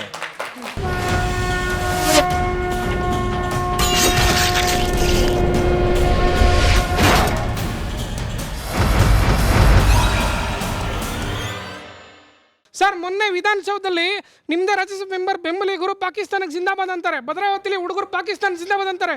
ಇದಕ್ಕೆ ನೀವು ನಿಮ್ಮ ಉತ್ತರ ಏನು ಸರ್? ನೀವು ಶಾಸಕರಾಗಿ ಏನು ಹೇಳ್ತೀರಿ? ಉತ್ತರಕ್ಕಿಂತ ಹೆಚ್ಚಾಗಿ ಸರ್ಕಾರ ಶಿಕ್ಷೆ ಅಥವಾ ಕ್ರಮ ಏನ್ ತಗೊಂಡಿದೆ ಸ್ಪೆಸಿಫಿಕ್ ಆಗಿ ನಾಸಿರ್ ಅವ್ರು ಗೆದ್ದಾಗ ಬಂದ ಪಾಕ್ ಪರ ಘೋಷಣೆಗೂ ಭದ್ರಾವತಿಯಲ್ಲಿ ಬಂದ ಪಾಕ್ ಪರ ಘೋಷಣೆಗೂ ಸ್ಪೆಸಿಫಿಕ್ ಆಗಿ ಯಾವ ರೀತಿ ಶಿಕ್ಷೆ ಕೊಡಲಾಗಿದೆ? ಅವ್ರ ಮೇಲೆ FIR ಆಗಿದೆ.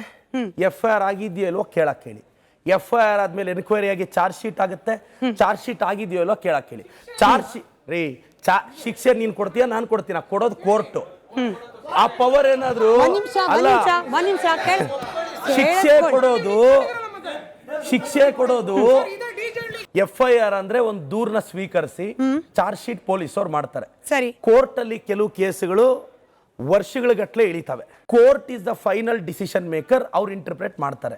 ಹಾಕಿದ FIR ಅನ್ನ ಖುಲಾಸೆ ಮಾಡಿಸಿ ಆರೋಪಿಗಳನ್ನ ಹೊರಗಡೆ ಬಿಡಿಸೋದು ಯಾವ ಲಾ ಸರ್? ಚಿತ್ತಾಪುರ ಪೊಲೀಸ್ ಠಾಣೆ ಅದ್ರ ಮೇಲೆ ಅಟ್ಯಾಕ್ ಮಾಡಿದ್ರು.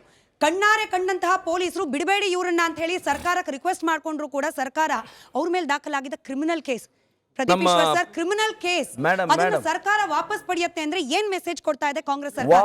ನೋಡಿ ಮೇಡಮ್, ಆ ಘಟನೆ ನಡೆದ ಸಂದರ್ಭ ಈಗ ನಾನು ಹೇಳ್ತೀನಲ್ಲ, ಈ BJP ಅವ್ರು ಇದ್ದಾರೆ, ಪ್ರತಾಪ್ ಸಿಂಹ ಅವ್ರು ಎಲ್ಲದಕ್ಕೂ ಕೋರ್ಟ್ಗೆ ಹೋಗ್ತಾರೆ. ಅವ್ರು ಕೋರ್ಟ್ಗೆ ಯಾಕೆ ಹೋಗ್ತಾರೆ ಅಂದರೆ, ನಾನು ಇವತ್ತು ಮಾತಾಡೋಂಗಿಲ್ಲ. ನನ್ನ ಮೇಲೆ 2 ಡಿಫಾಮೇಷನ್ ಹಾಕಿದ್ದಾರೆ. ನಾನಂತೂ ಪ್ರತಾಪ್ ಸಿಂಹ ಮೇಲೆ ಹಾಕಲ್ಲ. ಯಾಕೆಂದ್ರೆ ರಾಜಕಾರಣ ಅಂದ್ಮೇಲೆ ತಟ್ಕೊಳ್ಳೋ ದಮ್ಮಿರ್ಬೇಕು. ಅದನ್ನ ಎತ್ಕೊಂಡೋಗಿ ಪ್ರತಾಪ್ ಸಿಂಹ ಅವರು ಕೋರ್ಟಲ್ಲಿ ಕೇಸ್ ಹಾಕಿದಾರಲ್ಲ, ಇದೇ ವಿಚಾರನ ಪ್ರತಾಪ್ ಸಿಂಹ ದಮ್ ಇದ್ರೆ ಕ್ವಶನ್ ಕೇಳಿ ಜಸ್ಟಿಸ್ ಕೇಳಕ್ಕೆ. ನಾನು ಪ್ರಶ್ನೆ ಕೇಳಿದ್ದು ಶಾಸಕರಾದ ಪ್ರದೀಪ್ ಈಶ್ವರ್ ಅವರಿಗೆ, ಕಾಂಗ್ರೆಸ್ ಪಕ್ಷದ ಶಾಸಕರಾದ ಪ್ರದೀಪ್ ಈಶ್ವರ್ ಅವರಿಗೆ ನಾನು ಪ್ರಶ್ನೆ ಕೇಳ್ತಾ ಇರೋದು. ನಾವು ಸರ್ಕಾರ ವಾಪಸ್ ತಗೊಂಡಿದ್ದೀವಿ. ಹೌದು. ಯಾವ ಸಂದರ್ಭದಲ್ಲಿ ವಾಪಸ್ ತಗೊಂಡಿದ್ದಾರೆ ಅಂತ? ವಾಪಸ್ ತಗೊಳ್ಳೋದು ಯಾವುದು? ಕ್ಯಾಬಿನೆಟ್ ಅಲ್ವಾ? ನಾನೊಂದು MLA. ಜನರ ಆಶೀರ್ವಾದದಿಂದ ನಾನು ಮುಂದಿನ ತಿಂಗಳು ಏನಾದರೂ ಕ್ಯಾಬಿನೆಟ್ ಒಳಗೆ ಹೋದ್ರೆ ಅದ್ರ ನೆಕ್ಸ್ಟ್ ಡಿಬೇಟ್ ಅಲ್ಲಿ ಯಾಕೆ ವಾಪಸ್ ತಗೊಂಡ್ರು ಅಂತ ಮಿನಿಸ್ಟರ್ ಆಗಿ ಬಂದು ಹೇಳ್ತೀನಿ. ಏನ್ ಗೊತ್ತಾ, ಗಣೇಶೋತ್ಸವದಲ್ಲಿ ಮದ್ದೂರು ಗಣೇಶೋತ್ಸವದಲ್ಲಿ ಕಲ್ಲು ತೂರಾಟ ಆಯ್ತಾ, ಒಕ್ಕಲಿಗ ಸಮುದಾಯದ ಭದ್ರಕೋಟೆ, ಒಕ್ಕಲಿಗ ಸಮುದಾಯದ ಸ್ವಾಭಿಮಾನದ ಸಂಕೇತ, ಏನು ಮಾಡಕ್ಕಾಗಲ್ಲ ಅಂತ ಸ್ಥಳದಲ್ಲಿ ಈ ಕಲ್ಲು ತೂರಾಟ ಇಡೀ ರಾಜ್ಯಕ್ಕೆ ಸಂದೇಶ ಹೋಗ್ತಾ ಇದೆ. ಮುಸಲ್ಮಾನರು ನಾವು ಎಲ್ಲಿ ಬೇಕಾದ್ರೂ ಆಟ ಆಡ್ತೀವಿ ಅಂತ. ಇದಕ್ಕೆ ಮೂಲವಾದ ಕಾರಣ ಆಗಿದ್ದು ಅಲ್ಲಿ ಆದಂತ ಉಸ್ತುವಾರಿ ಸಚಿವರು ಹಾಗೂ ನಿಮ್ಮ ಕಾಂಗ್ರೆಸ್ ಸರ್ಕಾರ ಅಂತ ನಾವು ಹೇಳ್ತಾ ಇದ್ದೀವಿ ಸರ್. ಉಸ್ತುವಾರಿ ಸಚಿವರು ಯಾವ ಸಮುದಾಯ ಮೇಡಮ್? ಸಮುದಾಯ ಅಲ್ಲ ಸರ್, ಒಕ್ಕಲಿಗರ ಇರ್ಬೋದು, ಆದ್ರೆ ಇಂಡೈರೆಕ್ಟ್ಲಿ ಇದಕ್ಕೆ ಪ್ರೇರಣೆ ಆಗಿರೋ ತರ ಆಗಿದೆ ಅಲ್ವಾ ಸರ್?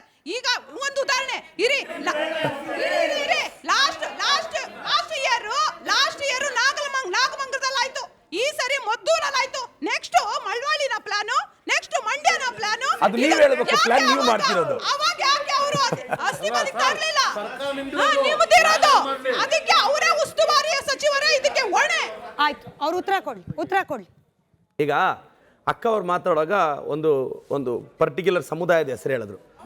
ಶಾಸಕರು ಆ ಜಿಲ್ಲೆಯಲ್ಲಿ ಗೆದ್ದಿರುವ ಎಲ್ಲಾ ಶಾಸಕರು ಆ ಸಮುದಾಯವನ್ನು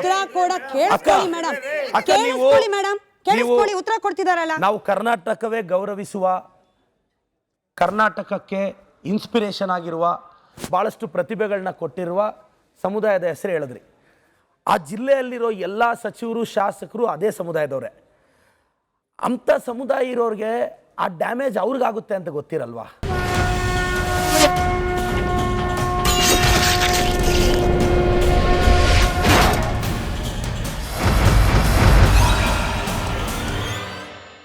ಈಗ ಕಾಂಗ್ರೆಸ್ನ ಸರ್ಕಾರದ ಪ್ರತಿನಿಧಿಗಳ ಮೇಲೆ ಯಾಕೆ ಹಿಂದೂ ವಿರೋಧಿ ಅನ್ನೋ ಅಪವಾದ ಬರ್ತಿದೆ ಅನ್ನೋದಕ್ಕೆ ನೀವು ಹೇಳ್ತೀರಿ ನಾನೊಬ್ಬ ಹಿಂದೂ, ಪ್ರೌಡ್ ಹಿಂದೂ ಅಂತ ಹೇಳಿ ನಾನು ನೀವೇ ಮುಂದಿನ ಹೇಳ್ತೀರಿ. ಜನ್ಮದಲ್ಲೂ ಹಿಂದೂ ಹಿಂದೂ ಆಗೇ ಆಗೇ ಹುಡ್ತೀನಿ ಅಂತ ಹೇಳ್ತೀರಿ. ಆದ್ರೆ ಮುಖ್ಯಮಂತ್ರಿಯಾದ ಸಿದ್ದರಾಮಯ್ಯನವರು ಹಳೆಯ ಒಂದು ಭಾಷಣದಲ್ಲಿ ಹೇಳ್ತಾರೆ ಹಿಂದುತ್ವ ಅನ್ನೋದು ಯಾವ ರೀತಿ ಆಗ್ಬಿಟ್ಟಿದೆ ಅಂದ್ರೆ ಕೊಲೆ, ಸುಲಿಗೆ, ಹಿಂಸೆ. DCM DK ಶಿವಕುಮಾರ್ ಅವರು ಹೇಳ್ತಾರೆ ಬ್ರದರ್ಸ್. ಯಾರನ್ನ?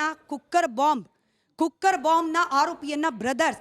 ಮತ್ತೊಂದು ಕಡೆ ನಿಮ್ಮದೇ ಪಕ್ಷದ ಶಾಸಕರಾದ ಸಂಗಮೇಶ್ ಅವರು, ಭದ್ರಾವತಿ ಅವರು ಹೇಳ್ತಾರೆ ಮುಂದಿನ ಜನ್ಮ ಅನ್ನೋದಿದ್ರೆ ನಾನು ಮುಸಲ್ಮಾನನಾಗಿ ಹುಡ್ತೀನಿ ಅಂತ ಹೇಳಿ. ಇದೆಲ್ಲ ಹಿಂದೂ ಸಮುದಾಯಕ್ಕೆ ಕೊಡ್ತಾ ಇರುವ ಮೆಸೇಜ್, ಕಾಂಗ್ರೆಸ್ ಸರ್ಕಾರದ ಬಗ್ಗೆ ಮೂಡ್ತಾ ಇರುವ ಅಭಿಪ್ರಾಯ. ಇದ್ರ ಬಗ್ಗೆ ಪ್ರದೀಪ್ ಈಶ್ವರ್ ಅವ್ರು ಏನು ಹೇಳ್ತಾರೆ? ಮೇಡಮ್ಮು ಅವರು ನೀವು ಒಂದು ಕೇಳಿದ್ರಿ, ಮುಸ್ಲಿಂ ಬಾಂಧವರನ್ನ ಅವರು ಬ್ರದರ್ಸ್ ಅಂತ ಕರೆದಿದ್ದು ಮೇಡಮ್. ಅಲ್ಯಾರೋ ಕಲ್ಲೆಸಿದವ್ರನ್ನೋ ಬಾಂಬ್ ಬಿಟ್ಟವ್ರನ್ನೋ ಅಲ್ಲ. ಒಂದು ದೊಡ್ಡ ಸಮುದಾಯ, 14 to 15% ಪಾಪ್ಯುಲೇಷನ್ನ ರೆಪ್ರೆಸೆಂಟ್ ಮಾಡೋ ಸಮುದಾಯ ನಮ್ಮ ದೇಶದಲ್ಲಿ. ಈ ದೇಶಭಕ್ತಿ ಅವ್ರಿಗೂ ಇದೆ.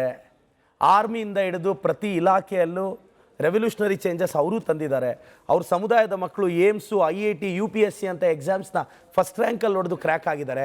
ಟೆರ್ರರ್ ಹಿಟ್ ಏರಿಯಾದಲ್ಲಿ ಒಬ್ಬ ಮುಸ್ಲಿಂ ಹುಡುಗ ಅಂಥ ಏರಿಯಾದಲ್ಲಿ ಓದಿ UPSCಯಲ್ಲಿ ಸೆಕೆಂಡ್ ರ್ಯಾಂಕ್ ಬರ್ತಾನೆ. ಸೊ ಆ ಸಮುದಾಯದಲ್ಲೂ ಪ್ರತಿಭೆಗಳಿದ್ದಾರೆ. ನನ್ನ ಪ್ರಶ್ನೆ ಇಷ್ಟೇ, ತಪ್ಪು ಯಾವನ್ ಮಾಡ್ತಾನೆ ಅವನ್ನ ಹರಾಜ್ಗೆ ಹಾಕಿ ನಾವು ಸಪೋರ್ಟ್ ಮಾಡ್ತೀವಿ, ಎಂಟೈರ್ ಧರ್ಮನ ಬ್ಲೇಮ್ ಮಾಡಬೇಡಿ, ಅಷ್ಟೇ ನನ್ನ ಪ್ರಶ್ನೆ.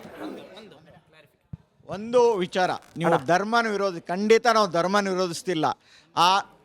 ಅವರು ಆ ಧರ್ಮದಲ್ಲಿ ಕೆಲವರು ನಮ್ಮ ಸಂವಿಧಾನನ, ನಮ್ಮ ಸಂವಿಧಾನದ ಕಾನೂನನ್ನ, ನಮ್ಮ ಧರ್ಮನ, ನಮ್ಮ ಧರ್ಮದ ನಾವು ಪೂಜೆ ಮಾಡೋ ನಮ್ಮ ಧರ್ಮದ ದೇವರುಗಳನ್ನ ನಾವು ವಿರೋಧಿಸೋದು, ಕಲ್ಲು ಹೊಡೆಯೋದು, ಇದು ಮಾಡ್ತಾರೆ, ಅದನ್ನು ವಿರೋಧಿಸ್ತೀವಿ.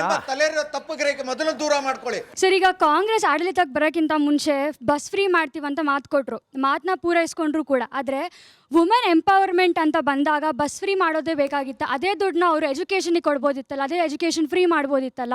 ನಮ್ಮ ಬಡ್ಜೆಟ್ 4 ಲಕ್ಷ ಕೋಟಿ ಮೇಡಮ್. ಅಮ್ಮ, 4 ಲಕ್ಷ ಕೋಟಿ ನಮ್ಮ budget.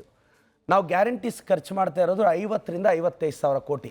For your information, primary education budget 35,000 to 40,000 ಕೋಟಿ. 40,000 ಕೋಟಿ still we are spending on primary and secondary education. 3.5 lakh ಕೋಟಿ ನಾವು ಅಭಿವೃದ್ಧಿ ಮೇಲೆ ಸ್ಪೆಂಡ್ ಮಾಡ್ತಿದ್ದೀವಿ. ನಾವು ಕಳೆದ ವರ್ಷದ ಬಡ್ಜೆಟ್ಗಿಂತ ಈ ವರ್ಷದ ಬಡ್ಜೆಟ್ ಜಾಸ್ತಿ ಮಾಡಿದ್ದೀವಿ. ನನ್ನ ತಂಗಿಯ ಸ್ಥಾನದಲ್ಲಿ ಇದೆಯಾ ನೀನು? ನಿನ್ನ ತಂದೆ ತಾಯಿ ಆರ್ಥಿಕ ಸ್ಥಿತಿ ಚೆನ್ನಾಗಿದೆಯಮ್ಮ, ನೀನು ಟಿಕೆಟ್ ತೊಗೊಂಡು ಎಲ್ಲಿಗೆ ಬೇಕಾದರೂ ಓಡಾಡಬಲ್ಲೆ. ಆದರೆ ನನ್ನ ಹಳ್ಳಿಯಲ್ಲಿ ಹೆಣ್ಮಕ್ಳಿದ್ದಾರೆ, ದಿನಕ್ಕೆ 200 ರೂಪಾಯಿ ಕೂಲಿ ಮಾಡೋರು. ಅವ್ರು ಧರ್ಮಸ್ಥಳಕ್ಕೆ ಹೋಗಬೇಕು, ಎಲ್ಲೋ ಒಂದು ದೇವಸ್ಥಾನಕ್ಕೆ ಹೋಗಬೇಕು ಅಂದರೆ ಲೈಫ್ ಟೈಮ್ ಡ್ರೀಮ್ ಆಗಿರುತ್ತೆ. ಅಂಥ ಹೆಣ್ಮಕ್ಳಿಗೋಸ್ಕರ ನಾವು ಈ ಸ್ಕೀಮ್ ತಂದಿದ್ದು. ಸರ್ ನಮಸ್ಕಾರ, ಕಾರ್ತಿಕ್ ಅಂತ, ಸ್ಟೂಡೆಂಟ್ ಅಂದ್ಬಿಟ್ಟು. ನಮಸ್ಕಾರ sir. With all due respect, ನಿಮ್ಮ ಮೇಲೆ ಅತ್ಯಂತ ಗೌರವ ಇದೆ, ಅಲ್ಲಿ ಆಪೋಸಿಷನಲ್ಲಿ ಕೂತಿರೋರ್ಗೂ ಗೌರವ ಇದೆ. ಸರ್, ಮೊನ್ನೆ ಅಲ್ಲ ನೀವು ತಾವು ಮೀಡಿಯಲ್ಲಿ ಮಾತಾಡಿದ್ರಿ, ಹಾಗೂ ಇಲ್ಲೂ ಹೇಳ್ತಾ ಇದ್ದೀರಾ ಪ್ರತಾಪ್ ಸಿಂಹ ಯತ್ನಾಳ್ ಅವರಲ್ಲ, ಅವ್ರ ಅಪ್ಪ, ಅವ್ರ ತಾತ ಅಂತಾನೆ ಮಾತಾಡ್ತಾ ಇದ್ದೀರಾ. ಒಂದು. ಎರಡನೇದು ಕುರಿ, ಕೋತಿ, ಕಮ್ಮಂಗಿ, ಕತ್ತೆ ಅಂತೆಲ್ಲ ಮಾತಾಡ್ತಿದ್ದೀರಾ ಸರ್. ಸರ್, ನೀವು ಚಿಕ್ಕಬಳ್ಳಾಪುರದ ಶಾಸಕರಾಗಿದ್ದೀರಿ, ನೀವು ಚಿಕ್ಕಬಳ್ಳಾಪುರ ಕ್ಷೇತ್ರದಿಂದ ಬರ್ತಾ ಇದ್ದೀರಿ, ಅಥವಾ ತಾವು ಯಾವ್ದಾರ ಝೂ ಅಥವಾ ಯಾವ್ದಾರ ಕಾಡಿಂದ ಬರ್ತಿದ್ದೀರಾ ಸರ್? ಯಾಕಂದ್ರೆ ಯಾವಾಗಲೂ ಕೋತಿ, ಕುರಿ, ಕಮ್ಮಂಗಿ ಅಂತ ಮಾತಾಡ್ತಾ ಇದ್ದೀರಾ. ಒಂದು ಸರ್, ರಾಜಕೀಯದಲ್ಲಿ ಸ್ಟೇಟ್ ಪಾಲಿಟಿಕ್ಸ್ ಅಲ್ಲಿ ಬೆಳಿಬೇಕಂದ್ರೆ ಹಂಬಲ್ ಆಗಿರ್ಬೇಕು ಅಂತ ಹೇಳಿದಿರಿ. ನೀವು ತುಂಬಾ ಹಂಬಲ್ ಇದ್ದೀರಿ ಸರ್. ನೀವು ಎಷ್ಟು ಮಟ್ಟಕ್ಕೆ ಬೆಳೆದಿದ್ದೀರಾ ಸರ್? ಅಲ್ಲ, ನಾನು ಆಲ್ರೆಡಿ ಬೆಳೆದಿರೋದಕ್ಕೆ ಸ್ಟೇಟ್ ಪಾಲಿಟಿಕ್ಸ್. ಒಂದು ನಿಮಿಷ, ಅವ್ರು ಕೇಳಿದ್ರು, ಅಪ್ಪ ನಿಮ್ಮ BJP ಅವ್ರ ಬಾಯಲ್ಲಿ ಮುತ್ತು ರತ್ನಗಳೇ ಉದುರುತ್ತಲ್ಲ, ತಲೆ ಕಡಿತೀವಿ ಅನ್ನೋದು ಮುತ್ತು ರತ್ನ ಅಲ್ಲ? ನಾನು ಬಿಜೆಪಿ ಅವನಲ್ಲ, ಐ ಆಮ್ ಅ ಸ್ಟೂಡೆಂಟ್. ನೀವು ಯಾವಾಗಲೂ ಕೋತಿ, ಕುರಿ ಅಂತ ಮಾತಾಡ್ತೀರಾ. ನೀವು ಯಾವ ಕಾಡಿಂದ ಬಂದ್ರಿ ಅಂತ. ಚಿಕ್ಕಬಳ್ಳಾಪುರಕ್ಕೆ 18 ಕಿಲೋಮೀಟರ್ ದೂರದಲ್ಲಿ ಪೆರೇಸಂದ್ರ ಅಂತ ಊರಿದೆ ಮೇಡಮ್. ಆ ಊರ ಪಕ್ಕದಲ್ಲಿ ಒಂದು ಕಾಡಿತ್ತು. ಆ ಕಾಡಲ್ಲಿ ಒಂದು ಮನೆ ಇತ್ತು. ಅಲ್ಲಿಬ್ಬರು ದಂಪತಿಗಳಿದ್ರು. ಆ ದಂಪತಿಗಳ ಹೆಸರು ಈಶ್ವರ್ ಮಂಜುಳಾ ಅಂತ. ಅವ್ರ ಮಗು ಹುಟ್ಟಿತು. ಅವ್ರ ಮಗುಗೆ ರಾಯಲ್ ಬೆಂಗಾಲ್ ಟೈಗರ್ ಅಂತ ನ್ಯಾಷನಲ್ ಅನಿಮಲ್ ಹೆಸರಿಟ್ರು. ಈ ಹೆಸರಿಟ್ರೆ ಚೆನ್ನಾಗಿರಲ್ಲ ಅಂತ ದೇವಸ್ಥಾನಕ್ಕೆ ಹೋಗಿ ದೀಪ ಬೆಳಗಿ ಈಶ್ವರಂಗೆ ನಮಸ್ಕಾರ ಹಾಕೊಂಡು ಪ್ರದೀಪ್ ಈಶ್ವರ್ ಅಂತ ಹೆಸರಿಟ್ರು. ಸುಮ್ಮನಿರಿ, ಅವ್ರು ಕರೆಕ್ಟ್ ಆಗಿ ಹೇಳಿದ್ರು. ಅವ್ರು ಝೂ ಇಂದ ಬಂದಿಲ್ಲ, ಕಾಡಿಂದ ಬಂದಿದ್ದಾರೆ. ನಿಮ್ಮ ಪ್ರಶ್ನೆಗೆ ಉತ್ತರ ಸಿಕ್ತು, ನೀವು ಕೇಳಿ ಮಾಡಿ. ಸರ್ ನಮಸ್ಕಾರ ಸರ್. ನಮಸ್ಕಾರ ಅಕ್ಕ, ನಮಸ್ಕಾರ. ಹಾಂ ಸರ್. ಸರ್, ನೀವು ಕ್ಷೇತ್ರದಲ್ಲಿ ತುಂಬಾನೇ ಕೊಡುಗೆ ಕೊಡ್ತಾ ಇದ್ದೀರಾ. ತುಂಬಾ ಸ್ಟೂಡೆಂಟ್ಸ್ಗಳಿಗೆ ನೀವು ಆದರ್ಶ ಆಗಿದ್ದೀರಾ, ಸ್ಫೂರ್ತಿ ಆಗಿದ್ದೀರಾ. ನಿಜವಾಗ್ಲೂ ಅದು ಹೊಗಳಂತ ವಿಷಯನೇ, ನಾನು ಇಲ್ಲ ಅಂತ ಹೇಳಲಿಲ್ಲ.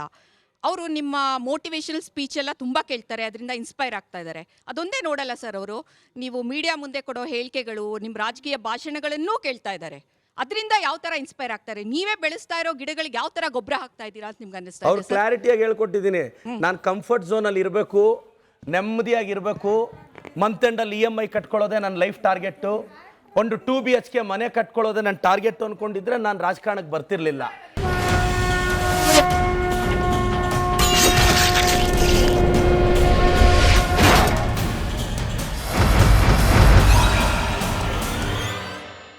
ನೀವು ಬಡವ ಅಂತ ಹೇಳ್ಕೊಳ್ತಾ ಇದ್ರೆ ಇವತ್ತು ಹೇಳ್ತಾ ಇದ್ರ ಅಯ್ಯೊಮ್ಮೆ 800 ಕೋಟಿ ಅಂತ.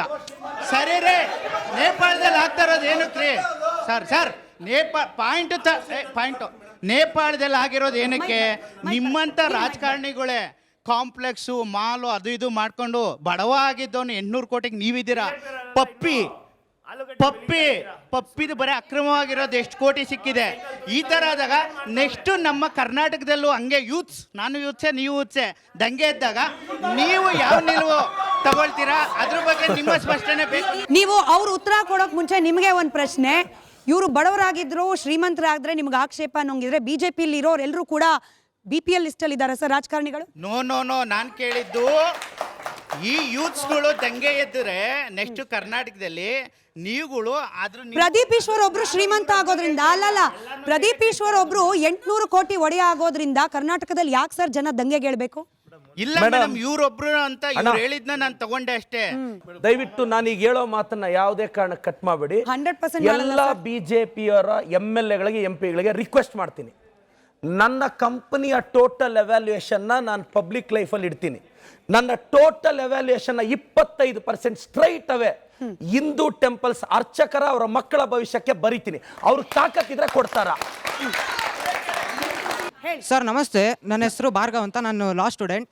ನಾನು ಕೇಳ್ತಿರೋ ಪ್ರಶ್ನೆ ಯಾವುದೇ ರಿಲೇಟೆಡ್ ಕಾಂಟ್ರವರ್ಸಿ ಅಲ್ಲ. ಇತ್ತೀಚೆಗೆ ನೀವು ನೋಡ್ಬೋದು, controller and auditor general of India report ಬಂದು ಕರ್ನಾಟಕದ ಬಗ್ಗೆ.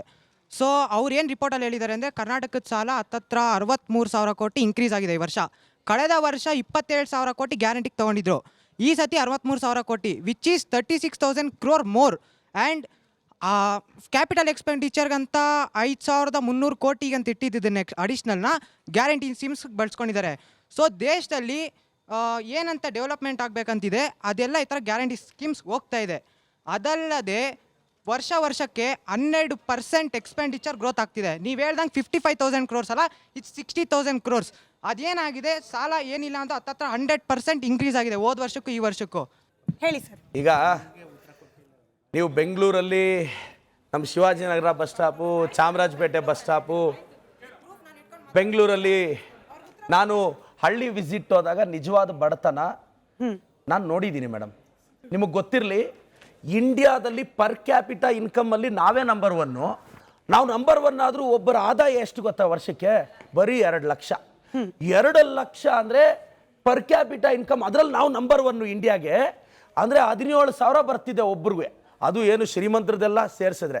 ಮೇಡಮ್, ಹಳ್ಳಿಗಳಲ್ಲಿ ಒಂದು ಹೆಣ್ಣು ಮಗುಗೆ ಅರಿಶಿನ ಕುಂಕುಮ ಕೊಡೋಣ ಅಂದರೆ ಬೆಂಗಳೂರಿಗೋ ಆನೇಕಲ್ಗೋ ಹೆಣ್ಣು ಮಗುನ ಕೊಟ್ಟಿರ್ತಾರೆ. ಬಸ್ ಚಾರ್ಜ್ಗಿಲ್ಲದೆ ಈ ಸಲ ನನ್ನ ಮಗಳು ಬಂದಾಗಲೇ ಸೀರೆ ಕೊಡೋಣ ಅಂತ ವೆಯ್ಟ್ ಮಾಡ್ತಿರೋ ಸಾವಿರಾರು ಜನ ಹೆಣ್ಣು ಮಕ್ಕಳು ನನ್ನ ಕ್ಷೇತ್ರದಲ್ಲಿ ನಾನು ನೋಡಿದ್ದೀನಿ. ಇದು ಆ ಹೆಣ್ಣು ಮಕ್ಕಳಿಗೆ ಅನುಕೂಲ ಆಗಲಿ ಅಂತ ನಾವು ಮಾಡಿರೋದು. ನಾವೆಲ್ಲ ಏನು ಮಾಡಿದ್ದೀವಿ, ಇವರೆಲ್ಲ ನನಗೆ ಗೊತ್ತಿರೋ ಪ್ರಕಾರ ಪವರ್ಟಿನ BJPಯವರು ಬಡತನನ ಮ್ಯೂಸಿಯಮಲ್ಲಿ ನೋಡಿದ್ದಾರೆ. ಯಾಕೆಂದರೆ ಎಲ್ಲ ಲೀಗೆಸಿಯಿಂದ ಬಂದಿರೋರು, ನಿಜವಾದ ಬಡತನದಿಂದ ಬಂದಿಲ್ಲ. ಮೇಡಮ್, ನಿಜವಾದ ಬಡತನ ಹಳ್ಳಿಗಳಲ್ಲಿ ಇವತ್ತಿಗೂ ಎಕ್ಸಿಸ್ಟ್ ಆಗ್ತಿದೆ. ನೀವು ಹೇಳ್ತೀರಾ ಅಕ್ಕಿ ಕೊಟ್ಟರೆ ಸೋಮಾರಿಗಳಾಗ್ತಾರೆ ಅಂತ. ಊಟಕ್ಕೆ ನಡೆದ್ರೆ ಸಾಕು ಅನ್ನೋ ಸಾವಿರಾರು ಕುಟುಂಬಗಳು ನಾನು ನೋಡಿದ್ದೀನಿ. ಅವ್ರು ಕೇಳಿದ ಪ್ರಶ್ನೆಗೆ ನೀವು ಫಸ್ಟ್ ಕ್ವಶನ್ಗೆ ಉತ್ತರ ಕೊಡ್ಲಿಲ್ಲ. ನೋಡಮ್ಮ, ಅದ್ರ ಬಗ್ಗೆ ಹೇಳಿ. ಇದು ರಿಪೋರ್ಟ್ ನಾನು ಹೇಳ್ತಿಲ್ಲ, controller and auditor general of India report ಕೊಟ್ಟಿರೋದು. ರಿಪೋರ್ಟ್ ಅಲ್ಲಿ July 7 2014 ವರೆಗೂ ನಮ್ಮ ಸಾಲ ಎಷ್ಟಿತ್ತು? ನಾವು 50 ವರ್ಷದಲ್ಲಿ ಸಿನ್ಸ್ ಇಂಡಿಪೆಂಡೆನ್ಸ್ ಎಷ್ಟು ಸಾಲ ಮಾಡಿದ್ವಿ? ಅದರ ಮೋರ್ ದೆನ್ 500% ಸಾಲ ಸೆಂಟ್ರಲ್ ಗೌರ್ಮೆಂಟ್ ಮಾಡಿದೆ. ನಾನು ಕೂಡ ಒಬ್ಬ ವಿದ್ಯಾರ್ಥಿಯಾಗಿ ಹೇಳ್ತಿದ್ದಾನೆ, ಒಬ್ಬ ಬಡ ವಿದ್ಯಾರ್ಥಿ ಯಾರೇ ಆಗಲಿ ಸರ್, ಹುಡುಗ ಆಗಲಿ ಹುಡುಗಿ ಆಗಲಿ ಯಾರೇ ಆಗಲಿ ಸರ್, ನಿಮ್ಮ ಕ್ಷೇತ್ರದಲ್ಲಿ ಗೌರ್ಮೆಂಟ್ ಕಾಲೇಜ್ನಲ್ಲಿ ಓದಿ ಗೌರ್ಮೆಂಟ್ ಇದು ಮಾಡಿಕೊಂಡು ಎಲ್ಲ ಮಾಡಿಕೊಂಡು ಬೆಂಗಳೂರಿಗೆ ಕೆಲಸಕ್ಕಂತ ಬರ್ತಾರೆ ಸರ್. ಸ್ಟಾರ್ಟಿಂಗ್ ಅವ್ರಿಗೊಂದು ಸ್ಯಾಲ್ರಿ ಒಂದು 17,000 15,000 ಅಂತ ಅನ್ಕೊಳ್ಳೋಣ ಸರ್. ಈ 15,000ದಲ್ಲಿ ಮನೆ ಖರ್ಚು ಊರಲ್ಲಿ ನೋಡ್ಕೋಬೇಕು, ತಂದೆ ತಾಯಿಗೆ ಹುಷಾರಿರಲ್ಲ, ಸಿಂಗಲ್ ಅಂದರೆ ಅವಳು ಚೈಲ್ಡ್ ಒಬ್ಬಳೇ ಇರ್ತಾಳೆ ಅಂತ ಅನ್ಕೊಳ್ಳೋಣ ಸರ್. ಅವಳು ಇಲ್ಲಿಂದ ಮೆಟ್ರೋದಲ್ಲಿ ಟ್ರಾವೆಲ್ ಮಾಡಬೇಕಾಗುತ್ತೆ ಸರ್ ಕೆಲವೊಂದು ಕಂಪ್ನಿಗೆ. ಆ ಮೆಟ್ರೋದಲ್ಲಿ ಟ್ರಾವೆಲ್ ಮಾಡಬೇಕಂದ್ರೆ 35 ರೂಪಾಯಿ ಇದ್ದಿದ್ದು 60 ರೂಪಾಯಿ ಇತ್ತು ಸರ್. ಅಲ್ಲಿ ಡಬಲ್ ಆಗಿದ್ದಾಗ ಯಾವುದು ಉಳಿತಾಯ ಸರ್? ಅಲ್ಲಿ ನೀವು 2,000 ಕೊಟ್ಟರು ಏನು ಬಿಟ್ಟರು ಏನು ಸರ್, ಇಲ್ಲೇ ಹೋಗ್ತಿದೆ ಅಲ್ವಾ? ಸೊ ಇದಕ್ಕೇನು ನೀವು ಆನ್ಸರ್ ಕೊಡ್ತೀರಾ ಸರ್? ಇವಾಗ ಅವ್ರು ಪೂರ್ತಿ ಉತ್ತರ ಕೊಡೋವರೆಗೂ ತಾಳ್ಮೆಯಿಂದ ಇರಬೇಕು. ಆ ಮೆಟ್ರೋ ಸ್ಟೇಷನ್ ಪಕ್ಕ ಒಂದು ಬಸ್ ಸ್ಟಾಪ್ ಇದೆ, ಆ ಮಗುನ ಬಸ್ಸಲ್ಲಿ ಕುತ್ಕೊಂಡು ಹೋಗಕ್ಕೆ ಹೇಳಿ. ಸರ್ ಸರ್ ಸರ್ ಸರ್ ಇದು ಆನ್ಸರ್ ಅಲ್ಲ ಸರ್. ಸರ್ ಇದು ಆನ್ಸರ್ ಅಲ್ಲ ನೀವು ಸರ್. ಬಡತನದ ಬಗ್ಗೆ ಮಾತಾಡಿ ಸರ್ ಇದು ಆನ್ಸರ್ ಅಲ್ಲ ಸರ್. ಬೆಲೆ ಏರಿಕೆ ಅಂತ ತಗೊಳ್ಳೋಣ ಸರ್. ಬೆಲೆ ಏರಿಕೆ, ಬಸ್ಸನ್ನು ಫ್ರೀ ಕೊಟ್ರಿ, ಬಟ್ ಬೇರೆ ಎಲ್ಲದಕ್ಕೂ ಬೆಲೆ ಏರಿಕೆ ಆಯಿತು ಕಾಂಗ್ರೆಸ್ ಸರ್ಕಾರ ಬಂದ ಮೇಲೆ ಅನ್ನೋ ಅಪವಾದ. ನೋಡಿ ಮೇಡಮ್, ಪ್ರತಿ ಪ್ರಾಡಕ್ಟ್ ಮೇಲೆ ದಯವಿಟ್ಟು ಇದು ಅವ್ರಿಗೆ ಗೊತ್ತಿರಬೇಕು. ನಾನೊಬ್ಬ ರೈತ, ನಾನು ಟ್ರ್ಯಾಕ್ಟರ್ ತೊಗೊಳಕ್ಕೆ ಹೋಗ್ತೀನಿ, 12% GST ಹಾಕಿದ್ದು ಸೆಂಟ್ರಲ್ ಗೌರ್ಮೆಂಟು. ಟ್ರ್ಯಾಕ್ಟರ್ ದುಡ್ದು ಟೈರ್ ಸೌದೋದ್ರೆ ಆ ಟೈರ್ ತೊಗೊಳ್ಳೋಣ ಅಂತ ಹೋದರೆ ಟೈರ್ ಮೇಲೆ 18% GST ಆಗಿದ್ದು ಸೆಂಟ್ರಲ್ ಗೌರ್ಮೆಂಟು. ಸ್ಪೇರ್ ಪಾರ್ಟ್ಸ್ ಹಾಳಾಯಿತು ಅಂತ ಸ್ಪೇರ್ ಪಾರ್ಟ್ಸ್ ತೊಗೊಳಕ್ಕೆ ಹೋದರೆ 28% GST ಮಾಡಿದ್ದು ಸೆಂಟ್ರಲ್ ಗೌರ್ಮೆಂಟು. ಇವತ್ತು ಸೆಂಟ್ರಲ್ ಗೌರ್ಮೆಂಟ್ನ GST ತೆಗೆದಾಕ ಕೇಳಿ, ಅದು ಯಾಕೆ ಬೆಲೆ ಕಡಿಮೆ ಆಗಲ್ಲ ನೋಡೋಣ. ನಾನು ರಿಕ್ವೆಸ್ಟ್ ಮಾಡ್ತಾ ಇರೋದು ಇಷ್ಟೇ, ನೀವು GSTನ ಕಡಿಮೆ ಮಾಡಿ. ಫಾರ್ ಎಕ್ಸಾಂಪಲ್ ನಿಮ್ಗೆ ಹೇಳ್ತೀನಿ, ಕೋಚಿಂಗ್ ಸೆಂಟರ್ಸ್ ಮೇಲೆ ಟ್ಯಾಕ್ಸ್ ನಿಮ್ಗೆ ಎಕ್ಸಾಂಪಲ್ ಹೇಳ್ತೀನಿ. ಕರ್ನಾಟಕಕ್ಕೆ ಇದು ಕ್ಲಾರಿಟಿ ಇರಬೇಕು. ನಾನೊಂದು ಸ್ಟೂಡೆಂಟ್ ಹತ್ರ 1 ಲಕ್ಷ ಫೀಸ್ ತಗೊಂಡ್ರೆ 18,000 ಸ್ಟ್ರೈಟ್ ಅವೇ GST ಕಟ್ಟಬೇಕು. ನನಗೆ ಉಳಿಯೋದು 82,000. ಅದರಲ್ಲೊಂದು ಸ್ಟೂಡೆಂಟ್ಗೆ ನಾನು ವರ್ಷ ಎಲ್ಲ ಖರ್ಚು ಮಾಡಿ ನನಗೆ 10,000 ಉಳಿದ್ರೆ ಅದ್ರ ಮೇಲೆ 25% ಇನ್ಕಮ್ ಟ್ಯಾಕ್ಸ್ ಕಟ್ಟಬೇಕು. ಅಂದರೆ ಸ್ಟೂಡೆಂಟ್ ಹತ್ರ ತಗೊಳ್ಳೋ ಫೀಸಲ್ಲಿ ಸಮ್ವೇರ್ 40% ಟ್ಯಾಕ್ಸ್ಗೆ ಹೋಗ್ತಾ ಇದೆ. ನಾನು ಎಕ್ಸಾಂಪಲ್ ಹೇಳ್ತಾ ಇದ್ದೀನಿ ಸರ್. ನೀವು ಅರ್ಥ ಮಾಡ್ಕೋಬೇಕು, ನಾವು ಹಳ್ಳಿಯಿಂದ ಬಂದೀವಿ, ನನ್ನ ಮಕ್ಕಳು ಓದ್ತಾ ಇದ್ದಾರೆ. ನಾವು ಸ್ಕೂಲ್ಗೆ ಫೀಸ್ ಕಟ್ಟಬೇಕು ಅಂದರೆ ಸ್ಕೂಲ್ಗೆ ಯಾವ್ದು GST ಇಲ್ಲ. ಕೋಚಿಂಗ್ ಸೆಂಟರ್ಗೆ ಯಾರು ಕಳಿಸ್ತಾರೆ ಅಂದರೆ ಯಾರು ತಮ್ಮ ಮಕ್ಕಳನ್ನ ಕಳಿಸೋ ಶಕ್ತಿ ಇದೆ ಅವ್ರು ಕಳಿಸೋದು. ಅದನ್ನು ಫ್ರೀ ಆಗಿ ಕೊಡಿ, ಹೆಂಗಾಗುತ್ತೆ? ನಮಸ್ತೆ ಸರ್, ನಿತ್ಯ ಅಂತ ಲಾ ಸ್ಟೂಡೆಂಟ್. ನಮಸ್ಕಾರ. ಮೊನ್ನೆ ABVP ಇಂದ ಒಂದು ಕಾರ್ಯಕ್ರಮ ಮಾಡ್ತಾರೆ ಸರ್, ಅಬ್ಬಕ್ಕನ 500ನೇ ಜನ್ಮ ಜಯಂತಿಯ ರಥಯಾತ್ರೆ ಅಂತ. ಅಲ್ಲಿ ಗೃಹ ಸಚಿವರಾದ ಪರಮೇಶ್ವರ್ ಅವರು ಸಹ ಭಾಗಿಯಾಗ್ತಾರೆ ಸರ್. ಇದನ್ನ ನೀವು ಏನು ಬೆಂಬಲಿಸ್ತೀರಾ ಅಥವಾ ವಿರೋಧಿಸ್ತೀರಾ ಸರ್? ಪರಮೇಶ್ವರ್ ಸಾಹೇಬರು ಬರೀ ಕಾಂಗ್ರೆಸ್ ಅವ್ರಿಗೂ ಮಾತ್ರ ಗೃಹ ಸಚಿವರಲ್ಲ, ಇದು ನೆನ್ಪಿಟ್ಕೋಬೇಕು. ಕ್ಷೇತ್ರದ ಜನತೆಗೆ ಗೃಹ ಸಚಿವರು, ರಾಜ್ಯದ ಜನತೆಗೆ ಗೃಹ ಸಚಿವರು. ಅಲ್ಲಿ ಹೋಗಿ ಅವ್ರಿಗೆ ಆಹ್ವಾನ ಕೊಟ್ಟಿದ್ದಕ್ಕೆ ತಾನೇ ಅವ್ರು ಹೋಗಿದ್ದು. ಅವರು ಎಲ್ಲೋ ಈ ತರ ಹೋಗ್ಬೇಕಾದ್ರೆ ನಾವು ಕರ್ದಿ ಪುಷ್ಪಾರ್ಚನೆ ಮಾಡಿ ಅಂತ ಹೇಳಿದಾಗ ಮಾತ್ರ ಅವ್ರು ಬಂದಿದ್ದು. ನಾವು ಎಲ್ಲಿ? Very simple. ಅವ್ರು ಆಹ್ವಾನ ಮಾಡಿದ್ರು, ಹೌದು. ಇಲ್ಲ ನಾನು ಬರಲ್ಲ ಅನ್ನಲ್ಲ. ಒಂದು ಅವರ ಹೃದಯ ವೈಶಾಲ್ಯತೆ. ನೀವೊಂದು ಕಾರ್ಯಕ್ರಮಕ್ಕೆ ಕರೆದಿದ್ದೀರಾ, ಕಾರ್ಯಕ್ರಮಕ್ಕೆ ಕರೆದ್ರೆ ಒಳ್ಳೇದಾಗ್ಲಿ ಅಂತ ಬಯಸೋದು ಅದು ಹೃದಯ ವೈಶಾಲ್ಯತೆ. ಅದ್ರಲ್ಲಿ ರಾಜಕಾರಣ ಯಾಕೆ ನೋಡ್ತೀರಾ? ಸರಿ ಸರ್, ನಿಮ್ಮವರೇ ಮಾಡ್ತಿದ್ದಾರೆ ಸರ್ ಅದನ್ನ. ನೀವು ಅದನ್ನ ಬೆಂಬಲಿಸ್ತೀರಾ ವಿರೋಧಿಸ್ತೀರಾ ಸರ್? ನಿಮ್ ಪರ್ಸ್ಪೆಕ್ಟಿವ್ ಹೇಳಿ ಸರ್, ಬೆಂಬಲಿಸ್ತೀರಾ ಅಥವಾ ವಿರೋಧಿಸ್ತೀರಾ ಸರ್? ಅಲ್ಲಮ್ಮ, ಒಂದು ಕಾರ್ಯಕ್ರಮಕ್ಕೆ ಹೋದಾಗ ಅವರು ಆಹ್ವಾನ ಕೊಟ್ಟಿದ್ದಕ್ಕೆ ನಮ್ಮ ಸಚಿವರು ಹೋಗಿದ್ದಾರೆ. ಹೌದು. ನೀವು ಆಹ್ವಾನ ಕೊಟ್ಟರೆ, ನನ್ನ ಕ್ಷೇತ್ರದಲ್ಲಿ ಫಾರ್ ಯುವರ್ ಒಂದು ಎಕ್ಸಾಂಪಲ್ ನಿಮ್ಗೆ ಹೇಳ್ತೀನಿ. ಮೊನ್ನೆ ನಿಮ್ಮ ಬಿಜೆಪಿ ಘಟಕದ, ನಗರದ ಬಿಜೆಪಿ ಘಟಕದ ಸರ್, ಇದು ಬಿಜೆಪಿ ಕಾಂಗ್ರೆಸ್ ಅಂತಲ್ಲ ಸರ್, ನೀವು ಬೆಂಬಲಿಸ್ತೀರಾ ಅಥವಾ ವಿರೋಧಿಸ್ತೀರಾ ಅಂತ ಅಷ್ಟೇ ಸರ್. ಒಂದು ನಿಮಿಷ. ಮೊನ್ನೆ ಒಂದು ಬಿಜೆಪಿ ಘಟಕದ ಒಂದು ವ್ಯಕ್ತಿಯ ಒಂದು ಕೆಲಸ ಇದ್ರೆ ನಾನು ಮಾಡಿಕೊಟ್ಟೆ. ಫಾರ್ ಯುವರ್ ಎಕ್ಸಾಂಪಲ್ ಇನ್ನೂ ಸಿಂಪಲ್ ಆಗಿ ಹೇಳ್ತೀನಿ, ಬಿಜೆಪಿ ಸಂಸದರದು 11 ಎಕರೆ ಕನ್ವರ್ಷನ್ ಇದ್ರೆ, ಅಣ್ಣ ಅಕ್ಕ ಒಂದು ನಿಮಿಷ, ನೀವು ಅವರೊಂದು ಕಾರ್ಯಕ್ರಮಕ್ಕೆ ಕರೆದಾಗ ಗೌರವದಿಂದ ಹೋಗಿದ್ದಾರೆ. ಆಯ್ತು, ಅವರ ಪ್ರಶ್ನೆ ನಾನು ಹೇಳ್ತೀನಿ ಸರ್, ನಾನು ಹೇಳ್ತೀನಿ. ಆಯ್ತು ಸರ್, ಆಯ್ತು. ಆಬ್ಜೆಕ್ಷನ್ ಬರ್ತಾ ಇರೋದು ನಿಮ್ಮದೇ ಪಕ್ಷದ ಕಡೆಯಿಂದ. ಪರಮೇಶ್ವರ್ ಅವರು ABVP ಕಾರ್ಯಕ್ರಮಕ್ಕೆ ಯಾಕೆ ಹೋದ್ರು ಅಂತ ಹೇಳಿ ಕಾಂಗ್ರೆಸ್ನವರೇ ಪ್ರಶ್ನೆ ಕೇಳ್ತಿದ್ದಾರೆ. ಹೋಗಿದ್ದು ಅಬ್ಬಕ್ಕ ಅವರ ಕಾರ್ಯಕ್ರಮಕ್ಕೆ ಅನ್ನೋದನ್ನ ಯಾಕೆ ವಿಶಾಲ ಮನೋಭಾವದಿಂದ ಕಾಂಗ್ರೆಸ್ನವ್ರು ನೋಡ್ತಿಲ್ಲ ಅನ್ನೋದು ಅವ್ರ ಪ್ರಶ್ನೆ ಉದ್ದೇಶ. ಇಲ್ಲ ಮೇಡಮ್, ನಾನಂತೂ ವಿಶಾಲ ಭಾವದಿಂದ ನೋಡ್ತಿದ್ದೀನಿ. ಅಷ್ಟೇ. ಈ ಕಡೆ ಸರ್, ಹಮ್ಮೀಮ್ ಅಂತ ಶಾಂತಿನಗರ. 10 ಆಂಬುಲೆನ್ಸ್ ಬಿಟ್ಟಿದ್ದೀರಿ ಅಂತ ಹೇಳ್ತಾ ಇದ್ದೀರಾ, ಸರ್ವಿಸ್ ಕೊಡ್ತಾ ಇದ್ದೀನಿ, ಸಾವಿರಾರು ಜನರ ಜೀವ ಉಳಿಸ್ತಾ ಇದ್ದೀರಿ ಅಂತ ಹೇಳ್ತಾ ಇದ್ದೀರಾ. ಈ ಯೋಚನೆ ನಿಮಗೇನಕ್ಕೆ ಬಂತು ಸರ್? ಮೇಡಮ್, ಇದೊಂದು ಪ್ರಶ್ನೆ ಮೋಸ್ಟ್ಲಿ ದಯವಿಟ್ಟು ಇಂಟ್ರಪ್ಟ್ ಮಾಡಬಾರ್ದು. ನಾನು ಚುನಾವಣೆ ಟೈಮಲ್ಲಿ ಹೇಳಿದ್ದೆ, ನನ್ನ ತಂದೆ ತಾಯಿ ಆಸ್ಪತ್ರೆಗೆ ರೀಚ್ ಆಗದೆ ತೀರ್ಕೊಂಡ್ರು, ನಾನು MLA ಆದರೆ ಆ ಸಮಸ್ಯೆ ಬರೋಕ್ಕೆ ಬಿಡಲ್ಲ ಅಂತ. ಮೇಡಮ್, ನನ್ನ ಅಮ್ಮ ಆಂಬುಲೆನ್ಸ್ 10 ಆಂಬುಲೆನ್ಸ್ ಮೇಡಮ್ ಹೆಂಗೆ ಕನೆಕ್ಟ್ ಮಾಡಿದ್ದೀನಿ ಅಂದರೆ ವಿತಿನ್ 12 ಮಿನಿಟ್ಸ್ ಆಂಬುಲೆನ್ಸ್ ಮನೆ ಹತ್ರ ರೀಚ್ ಆಗುತ್ತೆ. 10-15 ಲಕ್ಷ ಖರ್ಚು ಮಾಡ್ತಿದ್ದೀನಿ. ಇವತ್ತು ಅಮ್ಮ ಆಂಬುಲೆನ್ಸ್ ಅಂದರೆ ಎಂಥ ಟೈಮಲ್ಲೂ ನಾವು ರೆಸ್ಪಾಂಡ್ ಮಾಡ್ತಿದ್ದೀವಿ. ಇದು ನನ್ನ ತಾಯಿಯ ನೆನಪಿನಲ್ಲಿ ಮಾಡಿದ್ದು. ಮೊನ್ನೆ ತಾನೇ 11,000 ಪೇಷಂಟ್ಸ್ನ ಯಶಸ್ವಿಯಾಗಿ ಇನ್ ಟೈಮ್ಗೆ ಆಸ್ಪತ್ರೆ ತಲುಪಿಸಿದ್ವಿ. ಅದರಲ್ಲಿ ವಿಶೇಷ ಏನು ಅಂದರೆ ಆಕ್ಸಿಡೆಂಟ್ ಆಗಿ ನಮ್ಮ ಸಂಸದರ ಸುಧಾಕರ್ ಅವರ PA ಆಕ್ಸಿಡೆಂಟ್ ಆಗಿ ಕಂದವಾರದ ಹತ್ರ ಬಿದ್ದಿದ್ದ.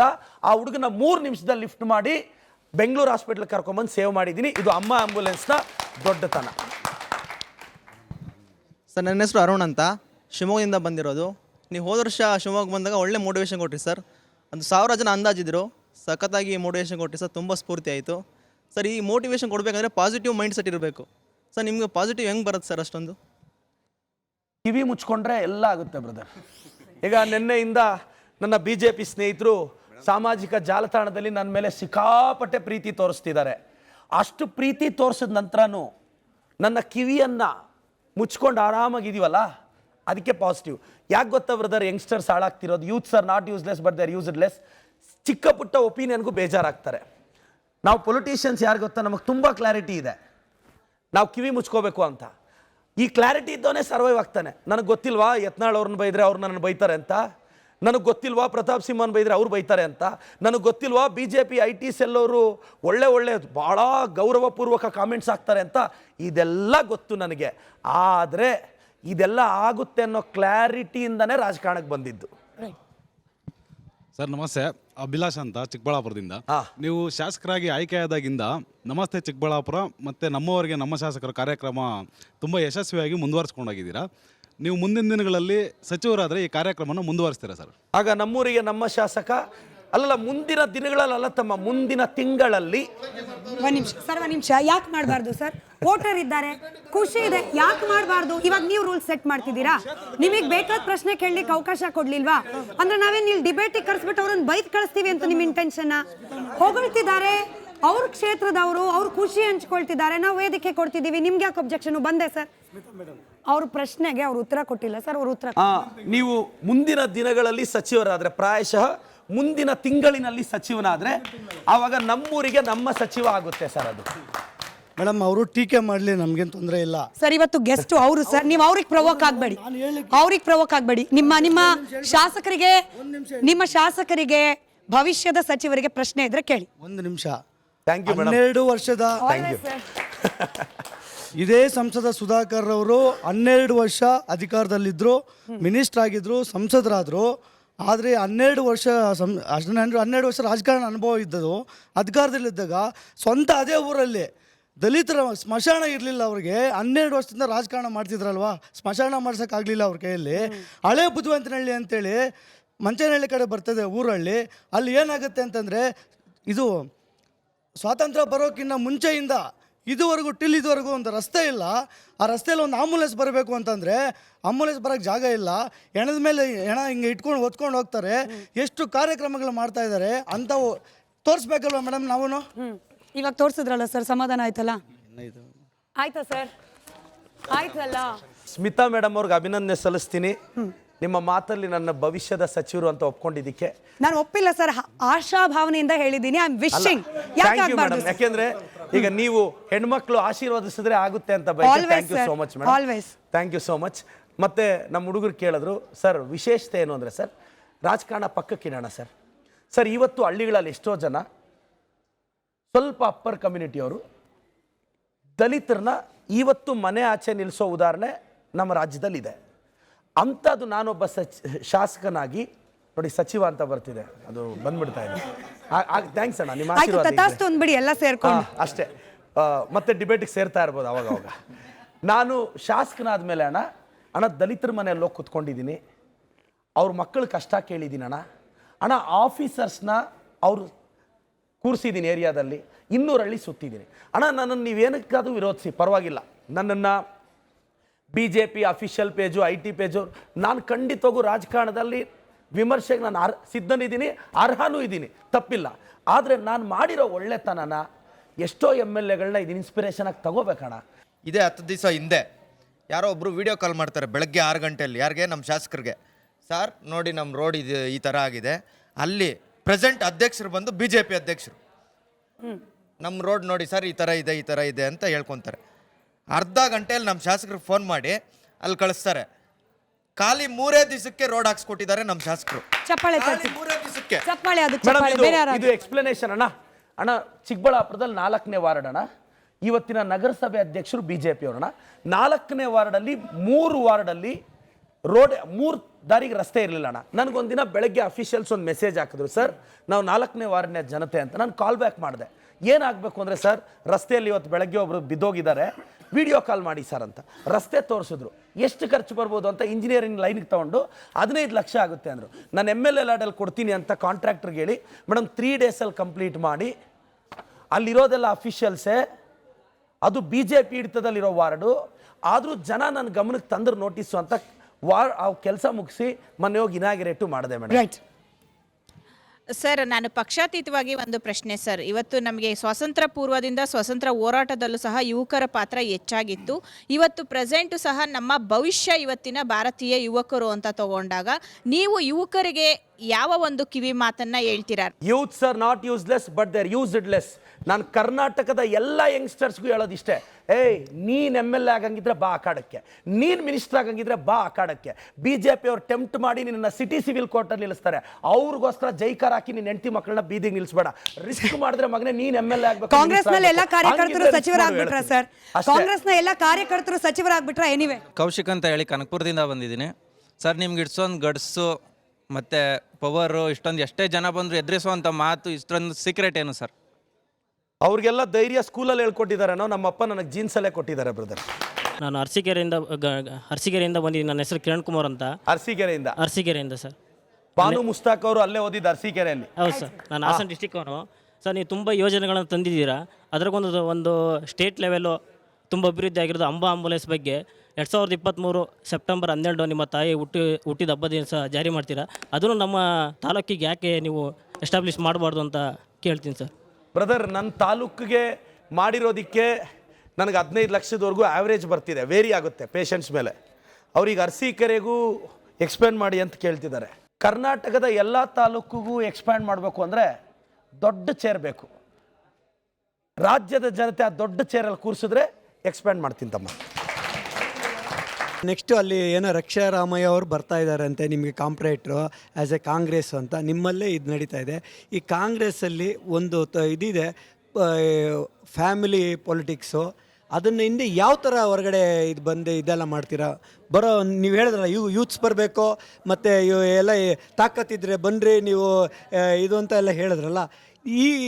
ನಿಮ್ಮ ಈ ಕಾಂಗ್ರೆಸ್ಸಲ್ಲಿ ಫ್ಯಾಮಿಲಿ ಪೊಲಿಟಿಕ್ಸು ಹಿಂದೆ ಹೆಂಗೆ ಬರೋಕ್ಕಾಗ್ತೈತೆ ಸರ್? ಪಾಪ ನಿಮಗೆ ನೆಕ್ಸ್ಟು ಯಾವ ಥರ ಇದೆ ಅನ್ನೋದು ನಾವು ಕೇಳ್ಪಟ್ಟಿದ್ರೆ ನೀವು ಸೇಫ್ ಇದೆ, ಸಂತೋಷ. ಇಲ್ಲ, ಪಾರ್ಟಿ ರಕ್ಷಾರಾಮಯ್ಯ ಕೊಟ್ಟರೆ ನಾನು ಹೆಗಲ ಮೇಲೆ ಕೂರಿಸ್ಕೊಂಡು MLA ಮಾಡ್ತೀನಿ. ನನ್ನ ನಾರಾಶೋಕ್ ಅವ್ರ ವಿರುದ್ಧ ಹಾಕಿದ್ರೆ ಸಾಕು, ಅಲ್ಲೂ 2 ಸೀಟ್ ಬರುತ್ತೆ ಅಂತ ನನ್ನ ಭಾವನೆ. ಅಣ್ಣ, ಫ್ಯಾಮಿಲಿ ಪಾಲಿಟಿಕ್ಸ್ ಅನ್ನೋದಕ್ಕಿಂತ ಅಣ್ಣ ನನಗೇನು ಅಂದರೆ, ಅಣ್ಣ ರಕ್ಷಾರಾಮಯ್ಯ ಅವರು ಮೊನ್ನೆ MP ಆಗಬೇಕಾಗಿತ್ತು, ಕಾರಣಾಂತರಗಳಿಂದ ಆಗಲಿಲ್ಲ. ನಾನು ಇವತ್ತು ಬಯಸ್ತೀನಿ, ಇದ್ರ ಬಗ್ಗೆ ಚರ್ಚೆ ನಡೀತಿದೆ. ನಾನು ರಕ್ಷಾ ಅಣ್ಣಗೂ ಹೇಳ್ತೀನಿ, ಅಣ್ಣ ನಮ್ಮ ಸಮುದಾಯದ ದೊಡ್ಡ ಕುಟುಂಬದ ಮೊಮ್ಮಗ ನೀನು. ಅಣ್ಣ ನಿನಗೆ ಆಸೆ ಇದ್ದರೆ ಹೇಳು, ನಾನೇ ನಮ್ಮ ಅಧ್ಯಕ್ಷರ ಹತ್ರ ಕರ್ಕೊಂಡೋಗಿ B ಫಾರ್ಮ್ ಇಸ್ಕೊಂಡು ನಿನ್ನ ಹೆಸರು ಬರೆದು ಭುಜದ ಮೇಲೆ ಕೂರಿಸ್ಕೊಂಡು ಗೆಲ್ಲಿಸ್ತೀನಿ. ನಮ್ಮ ರಕ್ಷಾ ಅಣ್ಣನ ಅಲ್ಲಿ ಗೆಲ್ಲಿಸ್ತೀನಿ, ಕರ್ನಾಟಕದಲ್ಲಿ ಎಲ್ಲ ಹಾಕಿದ್ರು ನಾನು ಗೆಲ್ತೀನಿ. ಈಗ ನಮ್ಮ ರೈತರು ಭೂ ಸ್ವಾಧೀನದ ವಿರುದ್ಧ ಹೋರಾಟ ಮಾಡ್ತಿದ್ದಾರೆ. ಅಲ್ಲಿ ಸರ್ಕಾರದ ಉಪಮುಖ್ಯಮಂತ್ರಿಗಳು ಹೋಗಿ ನೀವೇನಿದ್ರು ಧಿಕ್ಕಾರಕ್ಕೆ ಸೀಮಿತ ಹೊರತು ನಿಮ್ಮ ಕೈಲಿ ಏನೂ ಮಾಡ್ಕೊಳಕ್ಕಾಗಲ್ಲ ಅಂತ ಹೇಳ್ತಾರೆ. ಇದ್ರ ಬಗ್ಗೆ ರೈತರ ಪರನ ಅಥವಾ ವಿರೋಧನ ನಿಮ್ಮ ನಿಲುವು ಏನು ಹೇಳ್ತೀರಾ ಇದ್ರ ಬಗ್ಗೆ? DK ಅವ್ರ ಹೇಳಿಕೆ ಬಗ್ಗೆ ನೀವು ಸ್ಪಷ್ಟನೆ ಕೊಡಿ ಸರ್. ಅಣ್ಣ, ನಮ್ಮ DK ಸಾಹೇಬರು ಆವತ್ತು ಕೆಲವರು ಅಧಿಕ ಪ್ರಸಂಗ ಮಾಡ್ತಿದ್ದಕ್ಕೆ ಅವ್ರ ವಿರುದ್ಧ ಮಾತಾಡಿದ್ದು ನಿಮ್ಗೊಂದು ಜ್ಞಾಪಕ ಇರಲಿ ಅಣ್ಣ. ದೇವನಹಳ್ಳಿ ಹತ್ರ ಜಂಗಮಕೋಟೆ ಹತ್ರ ರೈತರ ಭೂಮಿಯನ್ನು ನಾವು ಸರ್ಕಾರಕ್ಕೆ ಪಡೆದುಕೊಂಡಾಗ ಅವ್ರು ಸ್ಟ್ರೈಕ್ ಮಾಡಿದ್ರು ದೇವನಹಳ್ಳಿಯಲ್ಲಿ. ಆವಾಗ ರೈತರನ್ನೆಲ್ಲ ಕರೆದು ನಮ್ಮ ಮುಖ್ಯಮಂತ್ರಿಗಳು ಉಪಮುಖ್ಯಮಂತ್ರಿಗಳು ಅವ್ರ ಜಮೀನ ಅವ್ರು ಕೊಟ್ಬಿಟ್ರು. ರೈತರ ಮೇಲೆ ಪ್ರೀತಿ ಇಲ್ಲದೆ ಮಾಡ್ತಾರೆ. ಆದರೆ ಹೋರಾಟ ಮಾಡುವಾಗ ಅವ್ರು ಯಾರೋ 3-4 ಜನ ಅಧಿಕ ಪ್ರಸಂಗಿಯಾಗಿ ಮಾತಾಡಿದ್ದಕ್ಕೆ ಕೌಂಟರ್ ಮಾಡಿದ್ದೆ ಬಿಟ್ರೆ ಅದು ರೈತ ವಿರೋಧಿ ಅಲ್ಲಣ್ಣ. ನಿಮಗೆ ನೇರ ಪ್ರಶ್ನೆ ಅಕ್ಕ, +2 ಮಾಡಿರುವಂತಹ ನೀವು CET ಎಕ್ಸಾಮ್ಗೆ ಪರೀಕ್ಷೆ ವಿದ್ಯಾರ್ಥಿಗಳಿಗೆ ಹೇಗೆ ಕ್ಲಾಸ್ ಮಾಡೋಕ್ ಸಾಧ್ಯ? ಯಾಕಂದ್ರೆ ನಾನು MSc, ನನಗೆ ಆ ಟ್ಯಾಲೆಂಟ್ ಗೊತ್ತಿಲ್ಲ. ನೀವು ಆ talent, ಯಾಕಂದ್ರೆ 25ರಲ್ಲಿ ಆ ಟ್ಯಾಲೆಂಟ್ ಇಂದ ಯಾರಾದ್ರೂ ನಿಮ್ಮ ಟ್ಯಾಲೆಂಟ್ ಅಳವಡಿಸ್ಕೊಳ್ಳಿ ಅನ್ನೋದು ನಮ್ಮ ಉದ್ದೇಶ. ಅಕ್ಕ MSc ಯಾವ ಸಬ್ಜೆಕ್ಟ್ ಅಕ್ಕ? ಅಕ್ಕ ಮೇಡಮ್ ಅಕ್ಕ ಇಲ್ಲ ಅವರು ಕೇಳಿರೋ ಪ್ರಶ್ನೆನ ಅವರು MSc ಬಯೋಕೆಮಿಸ್ಟ್ರಿ ಮಾಡಿದ್ದಾರೆ ಅಕ್ಕ. ಡಬಲ್ ಎಲಿಕ್ಸ್ ಮಾಡೆಲ್ ಬಯೋಕೆಮಿಸ್ಟ್ರಿಯಲ್ಲಿ ಬರುತ್ತೆ. ಒಂದು 4 ಲೈನ್ ಹೇಳಕ್ಕ ಅಕ್ಕ ನಾನು ಆನ್ಸರ್ ಮಾಡ್ತೀನಿ ಅಕ್ಕ. Madam Smita madam don't divert. ಈಗ ಅವರು MSc ಕೆಮಿಸ್ಟ್ರಿ ಬಯೋಕೆಮಿಸ್ಟ್ರಿ ಮಾಡಿದಾರೆ ತಾನೆ, ಅವರು ಬಯೋಕೆಮಿಸ್ಟ್ರಿ ಅಂತ ಅವರೇ ಹೇಳಿತ್ತಾನೆ. ಅಕ್ಕ ನೀವು ಅಕ್ಕ ಪ್ಲೀಸ್ ಬೇಜಾರಾಗಬೇಡಿ ಅಕ್ಕ. ನೀವು MSc ಬಯೋಕೆಮಿಸ್ಟ್ರಿ ಮಾಡಿದ್ದೀರಾ, ನಾನು PUC ಮಾಡಿದ್ದೀನಿ ಒಪ್ತೀನಿ ಅಕ್ಕ. ನೀವು MSc ಬಯೋಕೆಮಿಸ್ಟ್ರಿ ಮಾಡಿದ್ದೀರಾ, ನಾನು 9th 10th ಅಲ್ಲಿ ಕೆಮಿಸ್ಟ್ರಿ ಬಯೋಕೆಮಿಸ್ಟ್ರಿಯಲ್ಲಿ ಬರೋ ಡಬಲ್ ಎಲಿಕ್ಸ್ ಬಗ್ಗೆ ಅಕ್ಕ ನೀವು 2 ಲೈನ್ ಹೇಳಿದ್ರೆ ನಾನು ಎಕ್ಸ್ಪ್ಲನೇಷನ್ ಡಬಲ್ ಎಲಿಕ್ಸ್ ಮಾಡಲ್ ಬಗ್ಗೆ ಹೇಳಕ್ಕ. ಆಯ್ತು ಸರ್, ತಮ್ಮ 1 ನಿಮಿಷ ಅಕ್ಕ. ಮೇಡಮ್ ಅವರು MSc ಬಯೋಕೆಮಿಸ್ಟ್ರಿ ಮಾಡಿದ್ದಾರೆ. Biochemistry first chapter nucleic acids ಅಂತ. Double helix model of DNA was given by Watson and Crick in 1953. ಅವ್ರು ಹೇಳ್ತಿದಾರಲ್ಲ ಮೇಡಮ್, ಹೇಳ್ತಿದಾರಲ್ಲ ಅವ್ರು ಹೇಳಿದ್ದಾರೆ. ಕ್ವೆಶ್ಚನಿಗೆ ಬನ್ನಿ. 1 minute. ಕ್ವೆಶ್ಚನಿಗೆ ಬನ್ನಿ. Double helix model of DNA was given by Watson. ಆಯ್ತು, ನೋಡಿ ಸರ್, ಅವರು ಅರ್ಹತೆ ಏನು ಅಂತ ಹೇಳಿದ್ರು. ಅವ್ರು 2 ಲೈನ್ ಹೇಳ್ಬಿಟ್ಟು ಸಾಬೀತುಪಡಿಸಿದ್ದಾರೆ. ಮುಗ್ದೋಯ್ತಲ್ಲ, ನೀವು ಪ್ರಶ್ನೆಗೆ ಬನ್ನಿ. ಪ್ರಶ್ನೆಗೆ ಬನ್ನಿ. ಲಾಸ್ಟ್ ಪ್ರಶ್ನೆ. The two strands are arranged like a spiral staircase which are ಆಯ್ತು, ladder. ಲಾಸ್ಟ್ One ಪ್ರಶ್ನೆ. full turn of electric stand guide. Each gear accommodate 10 best pairs. Admin pairs with thymine, guanine pairs with cytosine. 2 hydrogen bonds with adenine thymine. 3 between cytosine guanine. Charge are full applicable to double strand of DNA. ಇದು biochemistry first chapter. ಅಕ್ಕ biochemistry ಮಾಡಿದ್ರು ನಿಮ್ ಕೈಯಲ್ಲಿ ಹೇಳಕ್ ಆಗ್ತಿಲ್ಲ. ನಾನು PUC ಮಾಡಿ ಹೇಳ್ತಿದ್ದೀನಿ. ಚಪ್ಪಾಳೆ ಎತ್ತಿನಹೊಳೆ 3ನೇ ಹಂತ ಪರಿಷ್ಕರಣೆ ಆಗಬೇಕು, ಅದಾಗ್ತಿಲ್ಲ ಅಂತ ಹೇಳಿ ನಿಮ್ಮ ಭಾಗದ ರೈತರು ಕೂಡ ಮಾತಾಡ್ತಾರೆ. ಇದು ಎತ್ತಿನಹೊಳೆ ನಾವು ಮೊನ್ನೆ ಅಲ್ಲಿ ಇನಾಗ್ರೇಟ್ ಮಾಡಿದ್ವಿ. ನಮ್ಮ ಜಿಲ್ಲೆಗೆ, ನನ್ನ ತಾಲೂಕಿಗೆ 2027 ಡಿಸೆಂಬರ್ ಎಷ್ಟೊತ್ತಿಗೆ ಬರುತ್ತೆ ಅಂತ ಆಲ್ ಇಂಜಿನಿಯರ್ಸ್ ಮಾತು ಕೊಟ್ಟಿದ್ದಾರೆ. ನಾನು ಮಾಧ್ಯಮಕ್ಕೆ ಹೇಳ್ತೀನಿ 2027 ಡಿಸೆಂಬರ್ ಒಳಗೆ ಎತ್ತಿನೊಳೆ ನೀರು ಬರುತ್ತೆ. ಅದಕ್ಕೆ ಅಲೋಕೇಶನ್ ಆಗಿದೆ. ಸ್ವಲ್ಪ ತುಮಕೂರು ಹತ್ರ ಲ್ಯಾಂಡ್ ಲಿಟಿಗೇಷನ್ ಬಿದ್ದಿದೆ ಮೇಡಮ್, ಅದಕ್ಕೆ ಡಿಲೇ ಆಗ್ತಿದೆ. ನಾನು 2027 ಡಿಸೆಂಬರ್ ಅಷ್ಟೊತ್ತಿಗೆ ಎತ್ತಿನೊಳೆ ನೀರನ್ನ ನನ್ನ ಕ್ಷೇತ್ರಕ್ಕೆ ಹರಿಸ್ತೀನಿ ಅಂತ ಭರವಸೆ ಕೊಡ್ತೀನಿ. ಈ ದೇಶಕ್ಕೆ IIT ಕೊಟ್ಟವ್ರು ನಾವು, ಏಮ್ಸ್ ಕೊಟ್ಟವ್ರು ನಾವು, ಫಸ್ಟ್ ಸ್ಯಾಟಲೈಟ್ ಲಾಂಚ್ ಮಾಡಿದವ್ರು ನಾವು, ನಿಮ್ಮೂರ ಹಳ್ಳಿಗೆ ಹೆಸರಿಟ್ಟವ್ರು ನಾವು, ಸರ್ಕಾರಿ ಶಾಲೆ ಕಟ್ಟಿದವ್ರು ನಾವು ಕಷ್ಟಪಟ್ಟು ಬಿಲ್ಡಿಂಗ್ ಕಟ್ಟಿದ್ರೆ ಇವ್ರು ಪೇಂಟ್ ಹಾಕಿ ಫಾಲ್ ಸೀಲಿಂಗ್ ಹಾಕಿ ನೇಷನ್ ಡೆವಲಪ್ಮೆಂಟ್ ಅಂತ ಬಿಲ್ಡಪ್ ಕೊಟ್ರೆ ಒಪ್ಪಕ್ಕಾಗುತ್ತಾ? ಜೈ ಕಾಂಗ್ರೆಸ್. ಧನ್ಯವಾದ ಪ್ರದೀಪ್ ಈಶ್ವರ್ ಅವರೇ, ಹಾಗೆ ಧನ್ಯವಾದ ಎಲ್ಲರಿಗೂ ಕೂಡ ಚರ್ಚೆಯಲ್ಲಿ ಭಾಗಿಯಾಗಿದ್ದಕ್ಕೆ. Thank you sir, thank you. ನೋಡ್ತಾ ಇರಿ ರಿಪಬ್ಲಿಕ್ ಕನ್ನಡ, ಇದು ನಿಮ್ಮ ಧ್ವನಿ.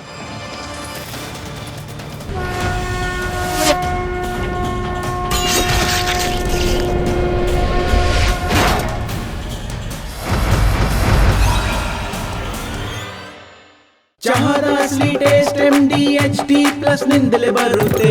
ಗಂಟು ಕಟ್ಟಿಕೋ. ಲವಂಗ, ಹಸಿರು ಏಲಕ್ಕಿಯಿಂದ ತುಂಬಿದ MDHT+ ಮಸಾಲೆ. MDH